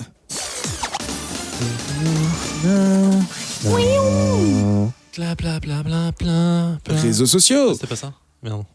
Si vous avez aimé tout ce dont on a parlé, ou si vous avez des suggestions sur des sujets à traiter à l'avenir, on peut nous contacter sur Twitter @ComicsOutcast et aussi dans le BCC, le Bouya Comics Club. Qu'est-ce qu'on y fait là-bas, Grégo? Eh bien, le Waya Comics Club, on partage ses expériences de lecture, on recommande des séries, on donne son avis sur les choses que l'on aime finalement, et on a des gens passionnés comme nous avec qui interagir. Et même parfois, Eric répond. Enfin, une fois tu as répondu. Je crois, ouais, un Une ou deux fois, ouais. messages. Mm. Et c'est pour mettre un pouce. Tu pourrais m'expliquer ce que c'est? J'y vais pas. donc Ouais, je- t'y es jamais. Mais Et les gens sont hyper Attends, gentils. t'y es C'est moins que moi? Facebook. Ouais. Oh putain! Bah, le seul rayon de soleil de Facebook, c'est le BCC. Et vous avez vu jusqu'où vont les câbles d'internet? Ils vont jusqu'au Finistère, département 29. Et j'ai fait une petite sélection de villes Alors, avec faut des que noms j'ai sympas. j'ai fini le ster, c'était plutôt désagréable. Il y a une ville où il faut absolument qu'on aille enregistrer un épisode. C'est la J'avais ville froid après. De ou le Brest. village. Non, trop pas. De Cast. J'avais plus de bois. Comics Cast à Mon Cast, frère de enregistre un podcast, ce serait génial. Châteauneuf-du-Fou. Hôpital Canfroute. Ah oui. Lampol Ploudalmézo. Ah, mais oui. Lennon. Ou John. le nom, presque. Pléonour Brignongan Plage. Mais Il y a trop de enfin, N et de G. Ils ne sont pas sérieux. Redney. Ah. Saint-de-Rien. Saint-Jean-du-Doigt. Merci beaucoup. Saint-Pabu. Saint-Ouen et Trébabu. J'imagine que Saint-Pabu, c'était pas pris non plus. Non, mais Très c'est pas dans ce département qu'on Très voit. babu, j'y suis allé et c'est vrai que c'est très babu. Vas-y, après, il y a quoi? C'est tout. C'est tout. Et deux petites Alors. notifications à deux mentions. Moi, je veux bien qu'on aille à Cast, mais en août. Ah oui, Ah. comics à août. En août, Cast. à Cast. À Cast oui, je août. l'avais pas. À Cast en août. Et deux librairies notables que je n'ai jamais visitées, mais j'espère que les pages jaunes sont À jour. correctes. que La Google librairie est à jour ou pas Excalibule, meilleur titre, à Brest. Et la librairie L'Introuvable à Quimper, Ah. qui apparemment vous déniche tout, même ce qui n'est pas trouvable. Bah, coucou à vous si vous nous écoutez. Eh ben, Lulu, vu que tu parles et que tu dis bonjour aux gens, tu vas dire bonjour aux éditeurs aussi. Et tu Bonjour. vas nous dire de quoi tu veux parler. Et en fait, on n'a même pas dit de quoi on parlait en deuxième partie de l'émission. Hein. Mais si, Mais si, on l'a Frogcatchers. dit, Ah oui, c'est vrai. Rockcatchers. Eh bien, voilà, donc un petit focus, une petite update sur Jeff Lemire, puisqu'il faut quand même faire une piqûre de rappel assez régulièrement pour pas perdre le virus. Nous rappelons Hein, que Lulu pour, est une agente infiltrée de l'organisation internationale Adrien Larousé. C'est ça. Z2E.com, Donc- Adrien Arrosé. Inscrivez-vous. En septembre, Lemire a sorti un one-shot qui s'appelle Frogcatchers et dans lequel un homme d'un certain âge et un jeune garçon se rencontrent dans une sorte d'hôtel désert, cadenassé et cerné par la mer.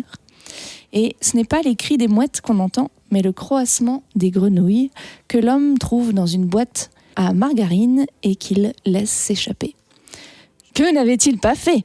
Ce sont en fait les sbires du roi des grenouilles et ils prennent en chasse l'homme et le garçon. Jeff Lemire donc revient avec un duo qu'on a déjà vu finalement, qui est un duo qui est assez similaire à celui qu'on avait dans Sweet Tooth et d'une certaine façon aussi dans Essex County.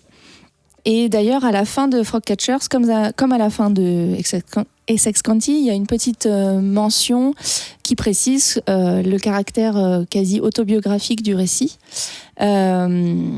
Puisque on apprend que Lemire était lui-même un formidable attrapeur de grenouilles dans sa jeunesse, dans le comté d'Essex, en Ontario. C'est vrai que c'est mieux que chasseur de bounty. Donc avec Frogcatchers, il continue d'explorer les thèmes caractéristiques de ses livres perso. Donc la vieillesse et la mort, les souvenirs, la maladie aussi. Et donc il est au scénario et au dessin. Et on retrouve son trait très reconnaissable, alors dont on pourra éventuellement discuter.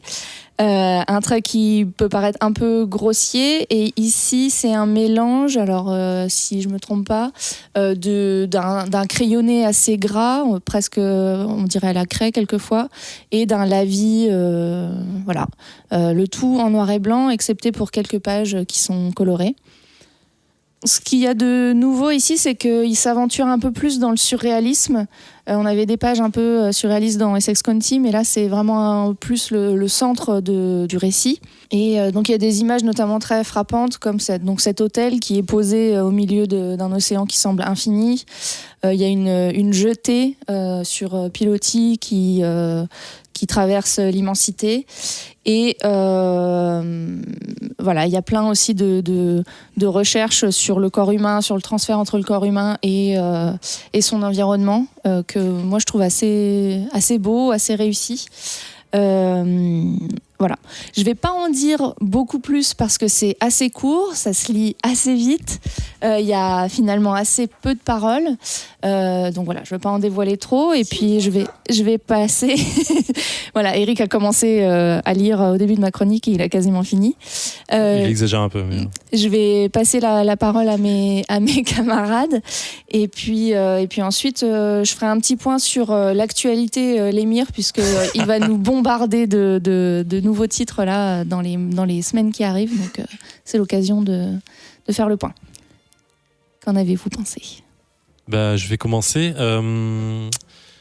Mon expérience est double avec ce comics. Déjà, pour me le procurer, qui a été une galère sans nom, et parce que le titre n'est pas encore sorti en VF. Donc je me suis rendu à la Fnac cet après-midi. Petit détail sur les coulisses des émissions, comment on s'organise, c'est que la veille au soir, on dit au fait où est-ce qu'on peut trouver tel truc à lire pour demain. La veille au soir, c'est loin déjà. Là, c'était en début d'après-midi aujourd'hui, en mode au fait, on peut le trouver où ce truc. Mais effectivement, je pensais pouvoir le choper en démat complètement illégalement, et c'était pas le cas du tout. Donc je me suis dit ok, je passerai à la Fnac l'acheter, et en fait en me rendant compte que la VF n'était pas dispo, et donc je me dis putain, en fait j'étais même pas à Paris cet après-midi, donc c'était un peu relou. Anyway, j'ai réussi à le choper sur un démat légal que j'ai payé, et en vrai j'arrivais même pas à le mettre sur ma tablette parce que le truc de démat légal c'est juste relou parce que c'est surprotégé, et donc voilà, en fait j'ai galéré pour le lire. Donc, ce qui a été une expérience assez relou, en me disant j'ai vraiment pas envie de le lire, du coup ça me gonfle parce que j'étais en train de le lire sur un écran de PC, ce qui est pas agréable du tout. Et malgré ça, je mets en exergue le fait que c'était désagréable à lire parce que les conditions étaient réunies pour que je ne puisse pas le lire. J'ai ultra kiffé ce passage de ma vie de lecture. Je sais pas comment dire ça. Je regrette de ne pas l'avoir en physique. Je vais probablement me précipiter demain chez Album pour me le procurer. Et me refaire l'expérience de le lire. J'ai envie d'avoir certains passages de double page en tableau chez moi. Je sais pas comment expliquer en fait. Et pourtant c'est de l'émir, visuellement on sait ce que ça donne. En fait je comprends pas comment cet auteur arrive avec un truc qui doit faire même pas 30 pages, 40 pages peut-être. Non, ça fait plus que ça. Ça fait au moins 60 pages. Non, mais ça donne l'expérience que j'en ai eue, c'est ultra court. Et il faut pas mentir sur ça, c'est vraiment très, court. très court. Parce que pas beaucoup de paroles, grosses cases, tout ce que tu veux, mais en si peu de temps, il arrive à te faire passer par toutes les émotions possibles en fait. Et c'est vraiment incroyable. Et il fait des références sur... moi, j'y vois des références à plein de choses, à plein de films, à plein d'émotions sur des pas grand-chose. Il y a une première double page où on voit le pont avec le tunnel où il attrape les grenouilles. Donc ça fait une forme un peu vallonnée avec le tunnel en fond. On voit sa bicyclette sur le côté. On voit la route et les panneaux, les poteaux téléphoniques. Et en fait, là, quand j'y pensais, je regardais ça, je voyais la bande des losers de Stephen King. Je voyais les Goonies, je voyais plein de trucs, et je me disais putain, c'est ouf. Et pourtant, je suis même pas sûr que le mec, quand il a dessiné ça, il s'est dit ça en fait, tu vois.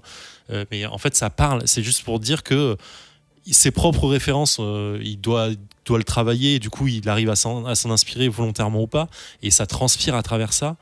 Le côté surréaliste que tu décrivais, où on voit l'île qui est complètement métaphorique pur et dur, et ce pont gigantesque, en fait, j'y voyais un passage de Chihiro. Alors encore une fois, c'est moi, hein, c'est mes références à moi. Je dis pas que c'est pensé comme ça, mais en fait, du coup, ça m'a fait penser à plein de choses et à plein d'émotions. Le dialogue avec ce vieil homme et ce gamin justement sur ce pont. Putain, j'ai eu une larme en fait, parce que le dialogue il est ultra simpliste. Il y a rien de fou, mais c'est juste voilà, son trait fonctionne. Tu sens qu'il y a un côté ultra perso, ultra violent à travers tout ça dans son propre récit, qu'il fait passer sur quelques lignes et quelques phrases, et putain, et ça touche en fait. Ça touche. Enfin, moi, ça m'a touché vraiment violemment en fait. Et il arrive à entrecouper ça de pages colorisées qui fait comprendre le contexte très rapidement. Tu vois, tu parlais de nouvelles tout à l'heure en parlant de Disciples. En fait, voilà, c'est une nouvelle qui est en images, et en vrai, je pense que voilà, je plaisantais sur le Slack tout à l'heure en disant qu'il était comparé à Stephen King, et je me disais mais c'est une honte parce que voilà, mais en vrai oui, Stephen King a écrit des nouvelles aussi touchantes sur pas grand chose, et je comprends complètement cette référence, et ça tue vraiment fort. C'est con, mais c'est un comics qui vaut pas grand chose en termes de temps, en termes de recherche ou en termes de quoi que ce soit, mais sur pas grand chose. En fait, il a plus d'émotions que plein de choses en fait, et voilà. Ouais, alors moi c'est intéressant aussi, je pense, de mettre un peu en place le contexte de lecture pour moi, parce que comme toi Zaf, il était vraiment pas du tout favorable. En gros, fort de ton expérience avec le site et l'achat du PDF là à 9 €, je me suis dit il faut que je me le trouve en matériel, quoi. Et du coup, par chance, j'étais déjà sur Paris aujourd'hui, donc je suis passé chez. On peut donner des noms. Pulp. Chez Pulp. Pour l'acheter, et du coup, c'est combien, 23 €? Ah oui, quand même 23 €. Bon, c'est Jeff Lemire, allez, on y va. Et du coup, je me suis posé avant de venir ici dans un bar pour le lire, donc un peu quand même en mode urgence, quoi. Et alors, par chance, du coup, ça se lit vite, mais malgré ça, comme tu disais, Zef, c'est vraiment une expérience, en fait, parce que en n'étant vraiment pas dans des bonnes conditions pour le lire, en n'étant vraiment pas prêt, en fait, je me le suis un peu pris dans la gueule quand même. C'est un comics qui parle, on peut le dire sans trop spoiler, du thème principal, enfin tel que je le vois moi, c'est la mort, en tout cas. Oh oui, ce qu'il a dit. Et faisant partie, comme beaucoup de ma génération, de gens excessivement angoissés par la mort, ça m'a en tout cas énormément parlé sur plein de petits détails hyper bien vus, et sur le lien entre cette personne âgée qu'il est et mourante, et ce gamin qu'il a été. Et en fait, en quelques pages, tu as un lien sur la vie de ce mec que tu connais à peine, finalement. Et c'est peut-être aussi parce que tu le connais à peine que ça marche si bien. C'est parce que ce personnage, c'est moi, c'est toi, c'est nous, en fait. Et c'est vraiment une histoire universelle qui est saisissante et vraiment émouvante. Moi, j'étais comme un con sur ma table, là, à me dire merde, J'étais pas prêt. qu'est-ce qui se passe, ce passage-là, surtout, alors je peux en parler surtout quand t'as des gamins. Oui, il y a un dessin d'enfant c'est vraiment en couleur sur une page en noir et blanc qui est assez. Et voilà, donc parfois, même, tu vois, ce passage-là, justement, je trouve qu'il enfonce un peu des portes ouvertes, mais ça marche. Voilà, il fait que ça. Que ça, c'est ouf. Et il arrive à te prendre par surprise comme ça, alors que t'es pas du tout prêt à recevoir ça, et tu te le manges quand même dans la gueule. Et donc, c'est à lire, hein, vraiment. Et, tu vois, je rebondis sur ça, il enfonce des portes ouvertes, mais tout est cliché, en fait, quasi dans son truc, quoi. C'est des phrases ultra clichés en mode non, je veux pas mourir, ou c'est pas exactement ça, mais c'est de ce topo-là. Mais en fait, je discutais d'un truc il y a pas longtemps avec un pote sur la narration en général, et je disais tout a été fait, en fait. Tu ne peux rien inventer, tout a déjà été fait. Les seules choses que tu peux faire, c'est faire attention comment tu amènes les choses, et c'est ça qui va surprendre, en fait. C'est pas du tout le final, c'est la façon dont tu amènes les choses. Et en fait, c'est exactement ça. Tout ce qu'il dit là, c'est ultra cliché, c'est vu, c'est revu, c'est manger, recracher, vomir, repris, digérer, tout ce que tu vois, mais la façon dont il l'amène, c'est génial. Ouais. C'est génialement simple, en fait. Et moi, c'est les dernières pages là, un peu spéciales. Je vais pas dire comment elles sont, mais vous voyez, et j'espère que vous le verrez, auditeur, en le lisant, parce qu'il faut le lire. C'est indispensable. Moi, je pense que c'est la partie qui m'a le plus retourné. Ah ouais, putain. Moi, c'est pareil. La mort et l'enfance, en fait, ça parle de la mort et de l'enfance. Et c'est deux thèmes, je pense, qui marchent sur beaucoup de monde, mais ça marche énormément. Fort. Toi. Et moi, j'ai une question pour vous. Moi, je me demande si la part d'émotion et la façon dont je suis touchée par ce qu'il écrit est due au fait que je connais déjà son univers, et c'est des sujets qu'il a déjà abordés. Est-ce que vous avez lu Essex County? Est-ce que vous avez lu Sweet Tooth? Et est-ce que ça participe de... Mais justement, non. Parce que Essex County, vous l'aviez fait dans un épisode cet été, je crois, ou avant les vacances, un peu avant.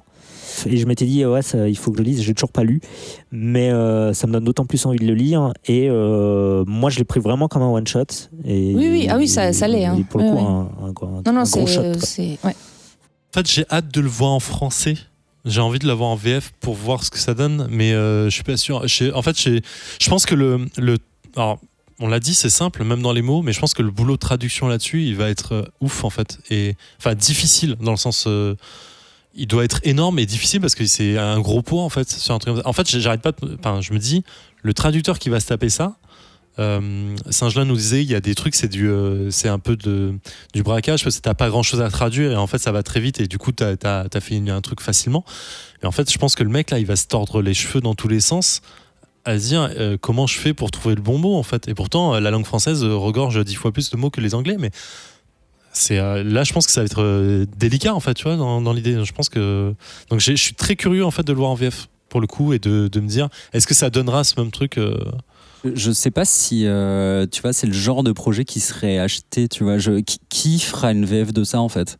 Je sais pas, honnêtement. Non, mais je me pose des questions parce que tu vois, par exemple, Lost Dog, le premier Lemire quasi, n'était jamais sorti en VF jusqu'à il y a très peu de temps parce qu'en fait, après, bon, faut dire que Lemire c'est devenu Lemire et qu'aujourd'hui, quand même une grosse base de fans.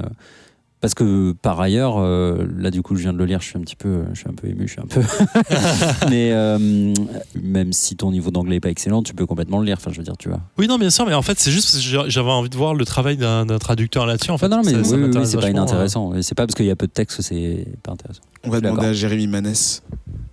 Oui, non, j'ai Singelin, mais oui, non, c'est autant ouais, pour moi. Tu vois, Adrien, tu l'as lu limite pendant qu'on en parlait, comme pour dire comme quoi ça se lit vite. Mais moi, il y a un moment, j'ai senti que ça se lisait très vite et en fait, j'ai ralenti. Ouais. Je me suis dit, je vais vraiment le savourer et prendre le temps de. C'est un truc qui est rapide, mais qui doit se savourer, je pense. Oui, donc Frog Catchers chez Galerie 13 Comics. C'est la même maison d'édition qui avait fait paraître Roughneck, qui est aussi un autre Lemire, un autre one-shot. Et je vais finir juste avec un petit update sur les sorties à venir de Lemire. C'est un peu pour rigoler. Hein, parce que, juste pour rappel, ça ne se trouve pas en numérique. Et ça ne se trouve pas en numérique, oui. Il faut l'acheter en... Bah si, ça se trouve en numérique, mais voilà. Mais mal, quoi. Non, mais si vous aimez lire, c'est en écran de... Voilà. Donc, hormis Ascender et Gideon Falls... Gideon Falls, c'était toujours aussi bien. Toujours aussi bien. Et Black Hammer Justice League, je crois que ça continue aussi. Voilà. Lemire travaille en ce moment sur Berserker Unbound, que j'avais prévu comme review à la base, et puis ça faisait trop de Lemire. Et il y a des gens dans le Bouya Comics Club qui ont dit que peut-être c'était pas si bien que ça, donc j'ai fait marche arrière. Il sort également un Family Tree, où là on a l'impression quand même qu'il peut-être commence à tourner en rond, puisqu'on retrouve des images qui ressemblent très très fortement à Essex County. Alors à voir. Hein. Il va sortir un The Question. Donc, le héros de DC. Ouais. J'ai trop envie de lire ce qu'il va faire. Voilà. Le Joker Killer Smile avec Andrea Sorrentino qui a l'air de défoncer des mamans. Il est sorti là. Ouais, voilà. Moi, je l'ai pas encore. Il y a des reviews qui commencent à sortir, mais je sais pas s'il est. Je crois qu'il est sorti cette semaine ou la semaine dernière. Et ça a l'air très très cool. Et Skull Digger, qui est un spin-off de l'univers Black Hammer, qu'il fait avec un certain Tonsi Zonjik et qui a l'air aussi d'être très très beau et très très cool. De dépoutrer. Est-ce qu'on parle de ça? Je ne sais pas quand. Jeff Lemire. Oui, c'est ça. C'est sorti alors, ouais, Joker Killer Smile? C'est dispo chez Black Label de DC, ouais. Voilà. Il est sorti la semaine dernière, si je ne dis pas de conneries. Donc, je ne sais pas si cet homme dort. Ça explique peut-être l'ambiance de ces... Oui, non, mais ça ne m'étonne pas qu'il soit ultra prolifique après. Mais... Et on se retrouve dans un tout petit instant pour parler de Hommes qui regardent.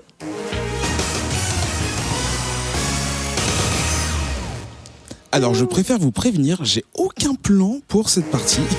Des hommes qui regardent ou des hommes montres? Ah oui, c'est peut-être mieux. Montre. Oui, homme montre. Watchmen, une série. Amazon Prime dispo en France depuis une semaine, c'est ça? Non, 3 semaines. 3 semaines. C'est HBO. Mais Amazon Prime en France. Non, OCS en France. Ah, c'est pour ça que j'ai trouvé pas. Parce que parce que j'ai Amazon Prime et j'ai mis Amazon 2019, Amazon Prime, et il me sort le film. Je fais, ah bon, d'accord. Du coup, je me suis démerdé autrement, mais ok, donc c'est pour ça que c'est pas sur OCS. Autrement, en ne prenant pas du tout le code de quelqu'un. La meilleure application du monde française. La meilleure application du monde française. C'est tellement bien. Je suis heureux parce que t'as plus ton compte. Non, parce que je lis ça depuis ma PS4 OCS et franchement, c'est tellement pratique. C'est vraiment... Oh là là. Série de 2019, donc divisée sur HBO aux États-Unis et donc OCS Max plus City Series, je sais pas quoi. H plus 24 ou je sais pas quoi. Donnez-nous un compte. Quoi Normal. Série qui, question, où se situe cette série par rapport aux comics et ou au film, et lequel ne compte pas, lequel compte, ne compte pas. Alors, le le c'est vif dans la du sujet. bibliothèque, la série est dans la télé. Du coup. Je l'ai. Le Alors. film ne compte pas, je pense. Non. Le film Voilà. ne compte pas. Film perché. La série se passe peut-être, je sais pas, 30 ans après la fin du comics. C'est- Alors, pour moi, Euh, c'est de nos jours, je dirais. non, Enfin, c'est- de nos jours. Oui, mais voilà, dans- c'est ça, oui. Dans, Oui, c'est dans ça. l'univers Oui, de c'est en Watchmen, 2019, ouais. Clairement, c'est en 2019, donc... 2021 même, j'ai envie de dire. Pour être Non, très non. précis. Le truc de Tulsa, c'était en 1921 et ça se passe 100 ans plus tard. Bim Boum. Sauf que c'est dans le premier Et épisode... on l'a vu dans la vidéo qu'on a vue avant. Théorie crafting de ouf. Ouais. Sauf que dans le premier épisode, c'est marqué 2019. Ah ouais Ouais. Ah ouais Eh ben, à mon Ouais. avis, le 9, c'est un 2 et le 1, c'est un truc. Donc, regarde mieux, s'il te plaît, meuf. S'il te plaît. Non, t'as sûrement raison. Donc, autour de la table, qui a lu, franchement, Watchmen Franchement, je l'ai lu. Franchement, je l'ai lu aussi. et, Je l'ai lu normalement, mais du coup, je sais pas si je dois dire oui ou non. et du coup, attendiez-vous cette Et par série Ça, c'est une de conséquent mes vraies questions. Attendiez-vous cette série Parce qu'on en a pas trop parlé dans le passé. Moi, je l'attendais avec des pincettes. J'avais été bien hypée par un des trailers qui était sorti il y a quelques mois, mais en ayant peur. Tout en, quand même, j'avais beaucoup aimé The Leftovers, qui était la dernière série de Lindelof. Ouais. Donc voilà, mais j'avais peur qu'il se plante. Et... Zef Non, j'attendais pas du tout. C'est un truc que je l'ai vu de loin et je me suis dit no way, j'ai pas envie de voir ça. Ouais, Grégo. moi j'ai vu Watchmen, je me suis dit oh non, pourquoi ils font ça, pourquoi ils ravivent tout ça. Et donc du coup j'étais plutôt je n'attendais pas cette série et au contraire je ne souhaitais pas la voir. Alors donc nous on a regardé les 3 premiers épisodes. Je vous avoue que je n'ai eu le temps que de regarder le premier parce que voilà. C'est des J'ai pas- épisodes moi, j'ai d'une pas vu le heure. troisième encore. Il est Et que ce bien sont des épisodes suffisant. d'une heure effectivement. Et ce qui est bien suffisant effectivement tellement c'est paquet d'informations. Première question, est-ce que Regina King qui joue Sister Night. Sister Night est la meilleure actrice du monde? Absolument. Oui ou sans aucun doute? Alors, Sans aucun doute. meilleure actrice, je sais pas, la plus charismatique très probablement. Mhm. Et Non, c'est Non, vrai. elle est incroyable. Elle a gagné un charismatique. Elle est Oscar ouf. pour de meilleur second rôle dans Si Beale Street pouvait parler. J'ai découvert ça Et aussi. elle est, non, elle est absolument. Donc non, c'est pour parler Royale. cast. est-ce qu'on a dit que Regina c'était King. génial déjà en fait? On n'a pas encore dit finalement. Non, parce qu'en fait je vais faire le cast un peu Ah synopsis. d'accord. Donc Regina King qui joue cette professeure. Ah non, c'est pas professeur. Pâtissière. Pâtissière voilà à Tulsa. Donc ça se passe à Tulsa, Oklahoma. Pour ceux qui ne localisent pas, regardez ce plan là, regardez. Voilà, donc c'est à peu près là. Et non, donc c'est un état des États-Unis où donc après les aventures des Watchmen et les conséquences cataclysmiques qui se sont posées par l'apparition de ce gigantesque ver calamar de l'espace. Alors oui, on va spoiler Watchmen. Bon, alors là, Ah, Ça va. franchement, je pense que ça va. Watchmen. Moi je pense aux nouveaux Ça auditeurs qui veulent découvrir des comics, etc. Machin. Alors, Ils disent, bon. je vous épargne 400 heures de lecture. À la fin, il y a un 400. méga squid Les meilleures 400 heures de lecture de votre vie. Ouais, clairement. non, il faut le lire. ou les c'est plus très bien. longues. Mais voilà, si vous voulez regarder cette série, je suis désolé, mais il va falloir que vous connaissiez certains des Ouais. faits de Watchmen, dont on va absolument pas discuter parce qu'il y en a bien trop. Mais faut se dire que ça part de la conclusion de Watchmen. De Donc toute façon, c'est très important. dès de le la connaître. 3, dès le 3, c'est spoilé. C'est full spoiler dans la série. Donc le synopsis, est-ce que quelqu'un peut nous faire un synopsis très rapide de ce qui se passe, Et au je l'ai. moins dans ce premier épisode? Dans le premier épisode, on découvre le personnage d'Angela Abar sous son identité civile, disons, et on apprend un certain nombre d'informations sur le lore et la situation, une espèce de réalité alternative. Donc ça ressemble aux États-Unis, mais c'est pas vraiment les États-Unis comme maintenant. Et en fait, donc cette Angela Abar, qui est une ancienne policière, dit qu'elle a pris sa retraite suite à une nuit blanche au cours de laquelle une espèce de milice de suprémacistes blanches s'est attaquée à la police de Tulsa. Donc suite à ça, elle aurait pris sa retraite. On apprend Sauf très que c'est pas rapidement vrai. que ce n'est absolument pas vrai et que c'est la plus badass de toutes les flics de la planète et que donc elle a un pseudo Sister Night et qu'elle est donc toujours un membre très actif de la police de Tulsa, Oklahoma, qui a la particularité d'être une police masquée. le sénateur Joe Keane, qui est le fils du sénateur Joe Keane, qui avait The First. Je sais voilà, pas comment ils disent. interdit les Watchmen dans le comics, a autorisé la police de Tulsa d'être masquée. Pour les protéger aussi. Pour les protéger. Et c'est un monde où il n'y a pas de violence policière, en tout cas à Tulsa, puisque leurs armes sont bloquées. Enfin, ils doivent demander l'autorisation express. Ils doivent appeler le 22 pour Asnières pour qu'on leur débloque à distance leur Glock. Ils doivent appeler Panda, qui est tout simplement un policier avec un casque de panda C'est ça. énorme sur la tête. Mais il joue très bien son rôle, je trouve. Et il est génial. Ouais, il est super. Et voilà, et donc on découvre de façon très progressive, et quelquefois ça se cache dans les détails, un peu tout ce monde qui est donc une réalité alternative dans laquelle il y a un groupe terroriste qui se réclame de Rorschach. Et donc ils portent des masques inspirés du masque de Rorschach. Mais eux, ils bougent pas. Mais eux, voilà, c'est des masques en Pas d'effets tissu, spéciaux. voilà, ça bouge pas, c'est toujours la même image, et qui reprennent sa rhétorique, donc l'espèce de vision apocalyptique où le monde n'est fait que de prostituées et de traîtres à leur race, hein, ça c'est toute leur vision, et où donc ils promettent je sais pas, Civil unrest. Voilà, ouais. Ils vont promettent la terreur. faire le bazar. Dans ce monde, Robert Redford est président depuis une vingtaine d'années. On comprend qu'il a réussi à mettre en place une politique pour mettre fin plus ou moins aux violences policières, pour essayer de combattre le changement climatique, mais aussi un monde dans lequel il y a des pluies de calamars. Et c'est ça qui lie directement à la fin de Watchmen. Et voilà. Et Désolé. donc, voilà, par petites touches, le lien est fait avec le comics.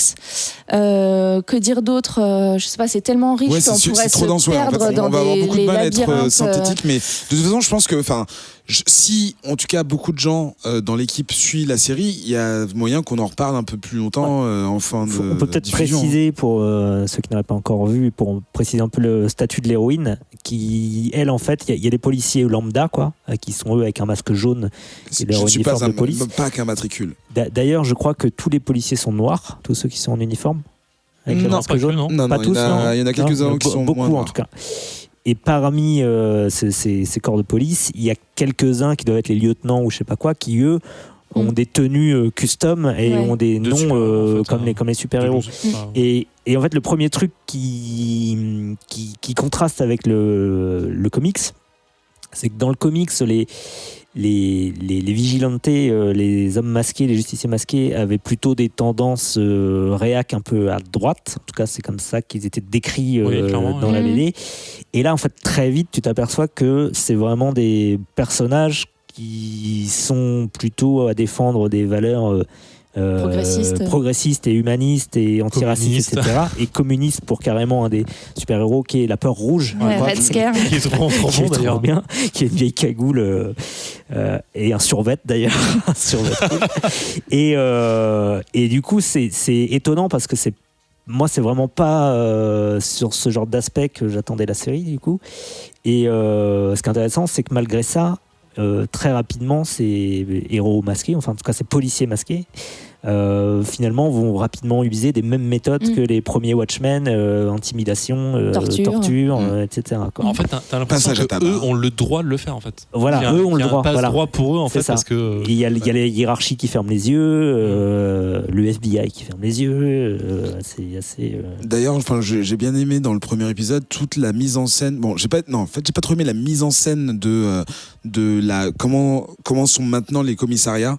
En fait, c'est des espèces d'amphithéâtres. C'est assez particulier. La en fait. réunion. Ouais, Voilà. ça fait très Conseil très endoctrinement en fait. oui, voilà. bizarre. En Oui, fait, ça fait très nouveau. voilà, New World Order. Ouais, c'est ça. Justement, on va révolutionner le monde et tu te demandes à ce moment-là qui sont les gentils et les méchants, parce que à ce moment-là, en fait, ils diffusent justement le tract de propagande des militants Tu dis qui extrémistes. sont les gentils et les méchants, la 7e cavalerie, là, Ils qui pensent sont être le les plus gentils, puissants, sont clairement identifiés comme les méchants. Oui, Donc tu mais te dis, ils les policiers pensent sont dans les le combat, gentils, quoi. Ouais. Et Mais en même temps, En voilà. fait, ça reste quand même une série où même dans Watchmen, dans le comics, il n'y avait pas vraiment de gentils en fait. Non, Oui, non, c'est ça, c'est gris ça. depuis le début mais, et voilà. mais là, en fait, ce qui ce qui marque, c'est que les valeurs humanistes en fait de cette police. J'ai trouvé, en tout cas, les valeurs qui sont défendues, mais qui très vite va y avoir les mêmes débordements qu'avec les précédents Watchmen. Tu vois. En fait, moi, j'arrive pas à les voir comme des gentils en fait. Les Watchmen, non. Non mais Bah, même si, les parce- flics en fait, Oui, non, enfin, cette opposition que les tu mets vigilantistes. que la série met en avant justement parce que la Cité Cavalry c'est clairement Ku Klux Klan en fait, genre dans l'idée c'est même très représenté, Oui, je c'est crois ça. même qui sont nommés en tant que tels. Genre clairement c'est les méchants et derrière, comme tu disais t'as les policiers qui ont du coup mis à contradiction, donc sont les gentils. Mais en fait même là moi je suis à la fin du 2e épisode, j'arrive pas du tout à la voir comme des gentils en fait. Pour moi la série Non, mais en tout cas, elle a les zéro personnes gentil dans la série, qu'on suit, en tout cas, les Ça, personnes qu'on suit. je trouve que ça évolue. Et dans le premier épisode, au début, t'es quand même beaucoup avec Angela À barre. puisque Puis il y a le flic qui se fait descendre tout de suite. puisque ils sont très sur- voilà, sont très sur elle. Ils sont quand même assez. très vite, t'as une scène remonter. Ils d'action. apparaissent inoffensifs, quoi. Ouais, très vite, t'as une scène d'action où c'est elle qui s'y trouve mêlée. Toi, très vite, en fait, tu as été pris un peu de sympathie pour elle et tu t'es plus de son côté, en tout cas dans le premier épisode. Oui, Après, ça évolue. je vois ce que tu veux dire, mais ça fait. Il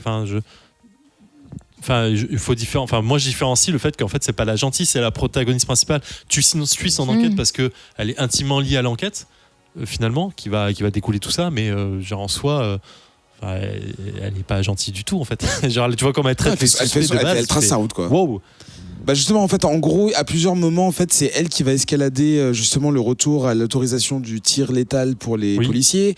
Elle va gentiment, mais cette scène, justement, je trouve que c'est un beau pied de nez à ce qui se passe en ce moment, où elle va gentiment demander à son chef si elle peut tabasser une victime qui a été Un suspect. un suspect qui a été correctement identifié comme appartenant à ce groupe, et tout le monde assiste en silence et accepte. On entend les cris, on voit le waterboarding ou ce que tu veux, et c'est une femme noire qui tabasse un homme blanc, et ce retournement de la situation, enfin toi tu le regardes, tu vois pas directement comme ça, mais tu dis merde, en fait il y a quand même un mec qui se fait tabasser, j'allais dire pour rien, mais gratuitement. C'est-à-dire que là, on l'a mis en confiance et on lui retourne tout.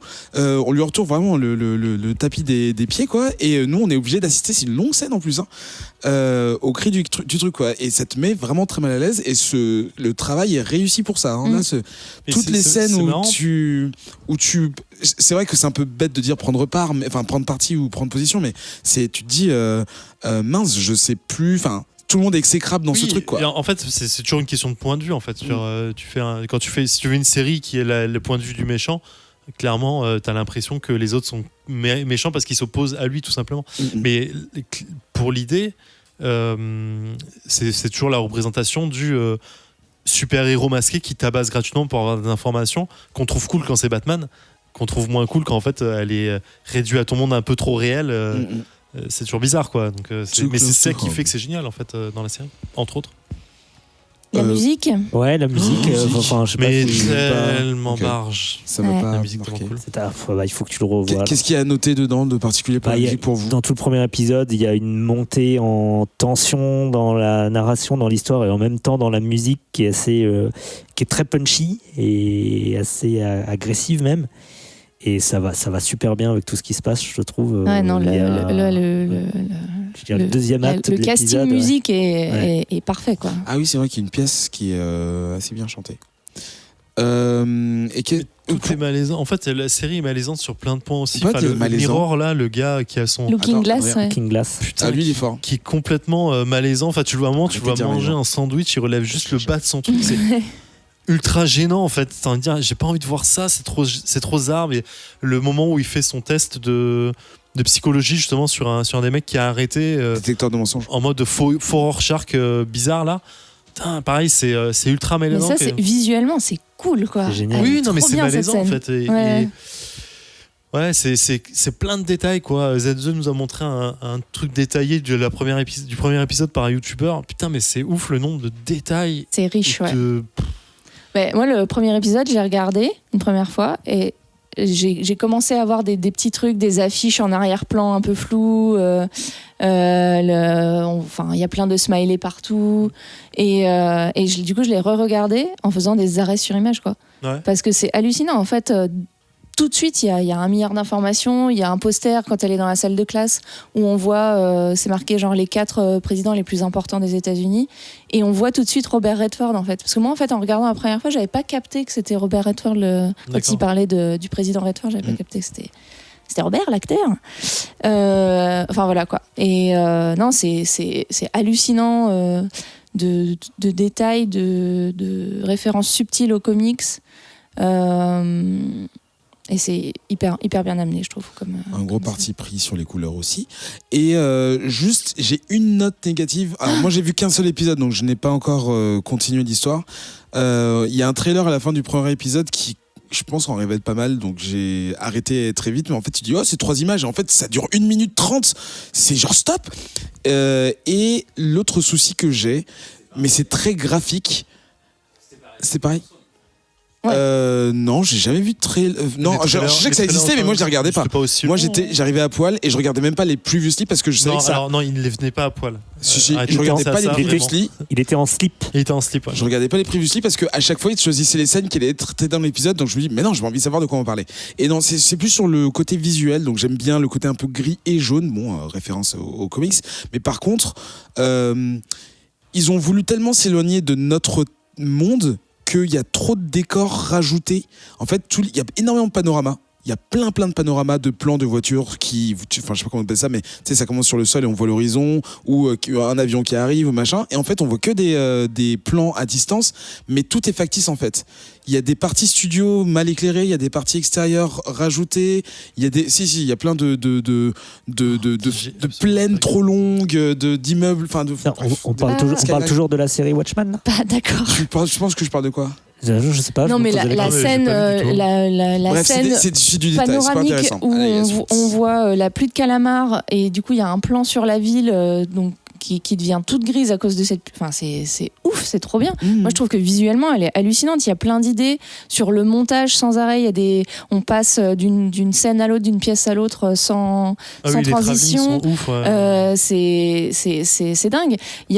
Dans le premier épisode, il y a un moment, il y a un passage où ça passe de la nuit étoilée de la scène après le ranch à une tache d'huile sur du bitume et ça enchaîne sur un plan sur un bord de mer et tout ça enchaîne comme ça, comme un test de Rorschach où on sait plus trop ce qu'on voit. Oui, c'est vrai. Et ça passe donc de la scène au ranch à la découverte du personnage qui est joué par Jeremy Irons, qui est Maboulos, qui est hyper bizarre. Ouais, Et on le dans cette découvre scène-là, à derrière, cheval. c'est mal fait, j'aime pas. Et ensuite, nu à sa machine à écrire, il est en train de se faire masser par une domestique. Bah, Mais les cuisses, putain, mais je sais c'est pas, ultra ils sont allés Oui, chercher tout ça. Il est même pas en slip. Et c'est incroyable. Moi, je suis fan absolue en tout cas, le premier épisode, je trouve que c'est La jubilatoire. réal, le montage. J'ai été en train de manger ma soupe sur mon canapé. Je l'ai posée. Comment tu peux avoir de l'appétit T'avais après peur, là, la en pluie de Je l'ai squid, posée là au début de l'épisode. J'étais captée et j'ai dû manger ma soupe froide, quoi. Oh là parce là, que j'ai dû même attendre pas de 1 four à heure. micro-ondes. Je n'arrivais pas à Je sais pas décoller comment de. traiter cette information, c'est bizarre. Est-ce qu'on a dit que c'était C'était trop bien, ouais. Dave Gibbons qui était aussi aux commandes du truc? Non, on l'a pas dit, mais c'est Bah, vrai. on a vu ses Executive prod consulting ou prod, missions. truc. Ça veut Non, dire mais qu'il je a crois qu'il est signé. prod Ça veut dire directement. qu'il a signé il y a 6 mois un truc et qu'il Ouais, regardera mais ça jamais. veut dire quand Il même dira rien et il gagne son argent et basta quoi. Je peux même te donner une petite information, Le montant, vas-y. genre un exécutif producteur, très souvent, en fait, Tu vas C'est-à-dire casser mes rêves là. il a demandé de l'argent pour qu'on mette son nom au générique. Donc tu casses Voilà mes comment ça s'est pire. passé. Tu es en train de casser C'est mes rêves. ça la vérité. Autre raison qu'il puisse être exécutive producteur, il a les droits. Il sans doit lire. donc libérer les droits. T'es en train de casser mes rêves. Les droits sont tellement chers que du coup, il devient de facto un des investisseurs principaux de la série, en ne faisant rien d'autre que dire Oui. OK, Ouais. et go. Voilà. Ok. Bah écoute, Donc, tant mieux pour lui. ouais. hein. Du coup Mais- ma soupe sera congelée ce matin. J'essayais de t'en trouver ça, mais il y a un super article sur les vraies significations Non, c'est de bon, je veux pas starring, savoir. ce starring et machin, tu vois, des trucs comme ça. Est-ce qu'on peut faire un peu Finir l'émission de théorie crafting Oui, ou pas allez-y. Je serais incapable. j'ai pas Non, vu moi aussi je serais l'épisode incapable. Non, mais juste, si vous avez des interprétations sur l'intégration de cette série dans la série qui est American Hero Story 30. Oh putain. et qui reprend les Minutemen. Mais du coup, quel est le Quel quel est le fuck point? Est-ce que c'est fictif dans le monde de la série? Est-ce que c'est le passé? Non, c'est en fait C'est un docu. c'est une parodie de American Crime Story D'accord. qui est la franchise de American Horror Story. Mhm. Tu vois, en fait, donc c'est le même producteur, donc il se fait un il saute au sus. voilà, en imaginant un American Horror Story dans le monde de Watchmen, mais qui du coup regarderait dans son passé le destin et tu vois des Minutemen. Donc du coup, en fait, moi, ce qui me plaît, c'est que c'est dans le format relativement. Ça fait des virgules comme l'histoire du Black Du Freighter pirate, ouais. pouvait l'être dans le roman original, où du coup on a ces incises de narrations qui se font écho, miroir l'une à l'autre. Et alors, ce qui est assez intéressant, c'est que on a un focus assez rapidement sur le Justice Hood, le Hood of Justice. Je sais plus comment elle s'appelle. Hooded Justice. Hooded Justice. On peut théoriser un petit peu sur qui est qui. Enfin, franchement, quand on rentre dans les détails, c'est le truc du Theory Crafter en fait. Et il y a un site en fait. HBO a mis un site qui s'appelle Patipédia, je crois, un truc comme ça, qui fait écho à un personnage du coup de l'épisode 3, comme si un fameux personnage de l'épisode 3 aurait écrit tout un tas de choses, parce qu'il est censé savoir plein de choses. Marketing. Alors marketing, mais aussi du coup lore appuyé de ouf. En fait, tu pourras même pas avoir tes propres théories puisque eux-mêmes ont décidé de ce qui était. Ah bah si, je pense que tu peux en avoir plein, parce que le mystère il reste entier. Mais pour moi, là, cette série, c'est une enquête ouverte entre la série, le comics, ce qui se fait écho dans, tu vois, genre des frames. Clairement, faut faire pause au bon moment. Plus ce site mené par HBO, mais ils avaient fait pareil avec Westworld. D'accord, si vous vous souvenez bien. Et puis il y a le podcast aussi, là, HBO a lancé un podcast qui est de l'interview. En fait, ils avaient fait la même chose avec Tchernobyl. Donc, alors maintenant, pour toutes les séries, tu peux avoir... Et là-dedans, tu as des détails aussi, donc voilà, tu peux aller creuser vraiment dans le truc. Mais max théorie possible entre American Hero, qui est Hooded Justice, qui est le personnage qui semblerait être au cœur de cette série. Enfin bon, voilà, plein de choses. Plein de choses. Et autour de la table, bon, j'imagine que vu l'enthousiasme que vous avez partagé dans cette revue, vous allez continuer la série au moins. Je vais attendre les lundis soirs avec impatience. Même les lundis matin. C'est super court, il y a 6 épisodes. 9 épisodes. 9 épisodes. Tu vois, le 6 du 2019, c'est là que ça vient. On va dire ça. Exactement ce que le lundi matin à 6h10, je suis dans... Non, c'est pas vrai. Mais... Ah, je sens de la musique. Avec de la soupe. Eh bien, j'espère que vous avez... Quoi ? Froide. En plus, c'est clairement le genre de série qui se déguste un épisode par un épisode. C'est tellement riche. Ah mais tu peux pas enchaîner. Tu vas tellement kiffer le 3. Et qu'on peut regarder en slip sur son canapé. Oui, exactement. Merci, j'allais le dire. Moi, j'aimerais savoir si Masato Naka le regarde en slip sur son canapé ou pas. On sait jamais. Perchak aussi, éventuellement. J'aimerais connaître aussi les avis de Ben Fasselton et Lionel et Fanny. Fallstown. Aussi, si tu veux. Et de JP Perron. Ou alors il a écrit n'importe quoi. De Guillaume Rocher et de Damien Dessay, savoir s'ils ont kiffé la série ou pas. S'ils sont sur le BCC, ces gens-là, moi j'y suis pas. On saura jamais. Tu sauras jamais. J'aimerais qu'ils nous donnent leurs avis. Je te relairai l'info. Et que Eric aille les lire dans 6 mois. Voilà. Mais je vais même pas... Bref, c'est la fin de cette émission. Oh non. Oh non, déjà. Eh ben, c'est trop tard. Alors, vite, script, fin, outro. Prochaine émission, le 22 novembre, vers 11h, pour notre 130e épisode. Non. Vous avez même pas écouté ce que j'ai dit. Oui. C'est combienième épisode le prochain ? 130. Oui, c'est facile à deviner. Oui. On va dire au revoir à nos chroniqueurs, au revoir Lulu. Au revoir les chroniqueurs. Au revoir. Au revoir Zef. Ciao mec. Au revoir Zef. Et au revoir Adrien. Au revoir Adrien. Voilà. Et si vous avez apprécié ce podcast et que vous avez envie de nous soutenir, vous pouvez nous donner un petit coup de pouce sur le Patreon de notre collectif de podcast Vaisseau Hyper Sensas. Whisperos, se défausser et la fiction Bungalow 183. Pas 185 ? Non. Chut. Ceci nous permettra par exemple de renouveler le matériel ou d'organiser des émissions dans les différentes régions. Et j'ai rajouté, virgule, d'enregistrer des épisodes en vidéo. 3 petits points. Ouh. Et participer vous donne des petits avantages comme Le concours, alors le concours des 10 slips, du coup, mais en fait, on l'a dit. Ah mais non, ça c'est pour les auditeurs. Ah, c'est bon, oui, c'est pour tout le monde. Oui. D'accord. On en reparle du Pour les gens concours. qui écoutent le podcast. Mais parfois, sur le Patreon, on lance des concours spéciaux pour les patrons. spéciaux, mais Spéciaux. C'est pas une concours. C'est bien tenté. On doit écrire à joli l'Académie rattrapage française. oh là là, de tellement loin. Et donc du coup, eux peuvent y participer et être tirés au sort et gagner des bolos qui recevront leur Des bolos de bolos. Les bolos des fuego. Toi, t'étais à Sancier, Les toi, bolos c'était des pareil, toi, comics. hein, parce que les Et bolos, alors- dès qu'il faisait 3 degrés dehors, wouh, on va sortir les. Ah, c'est bolas. C'est pas la même chose, pardon. Excuse-moi. Et rapidement pour tout le monde, donc, le concours pour gagner un exemplaire de Disciple, Disciple c'est ça. Donc, de chez Glénat. on Disciple. était censé dire 10 fois slip, je crois qu'on l'a dit 11 fois. Donc, j'ai pas compté. c'est les 11 Là, ça slips, fait du coup, 12. c'est plus les 10 slips, c'est les 11 Ah oui, slips. ouais. Donnez-nous les, C'est l'enfer. les ce- timestamps On sera toujours pas à ce la- concours, hein. à la N'écoutez seconde pas. près. N'écoutez et- pas, ce sera pas ses règles. C'est pas ça. Mais jamais, Mais si, c'est jamais. possible. Bah non, bah, tu le Mais fais toi-même. si, Tu le fais Non, toi-même. mais on Hugo. laisse tomber le. Tu le fais. Non, le non, on va timing, trouver là. un truc, on va C'est dire relou, quel est le ça sert chiffre à rien. entre 1 et 3 et vous allez répondre tous 1,2 parce que c'est la bonne réponse. Bon, les règles du concours Bah à ouais. venir. Moi, je le ferai chez moi. Actu des chroniqueurs, franchement, qui s'en fout. Et Ouais, on s'en branle.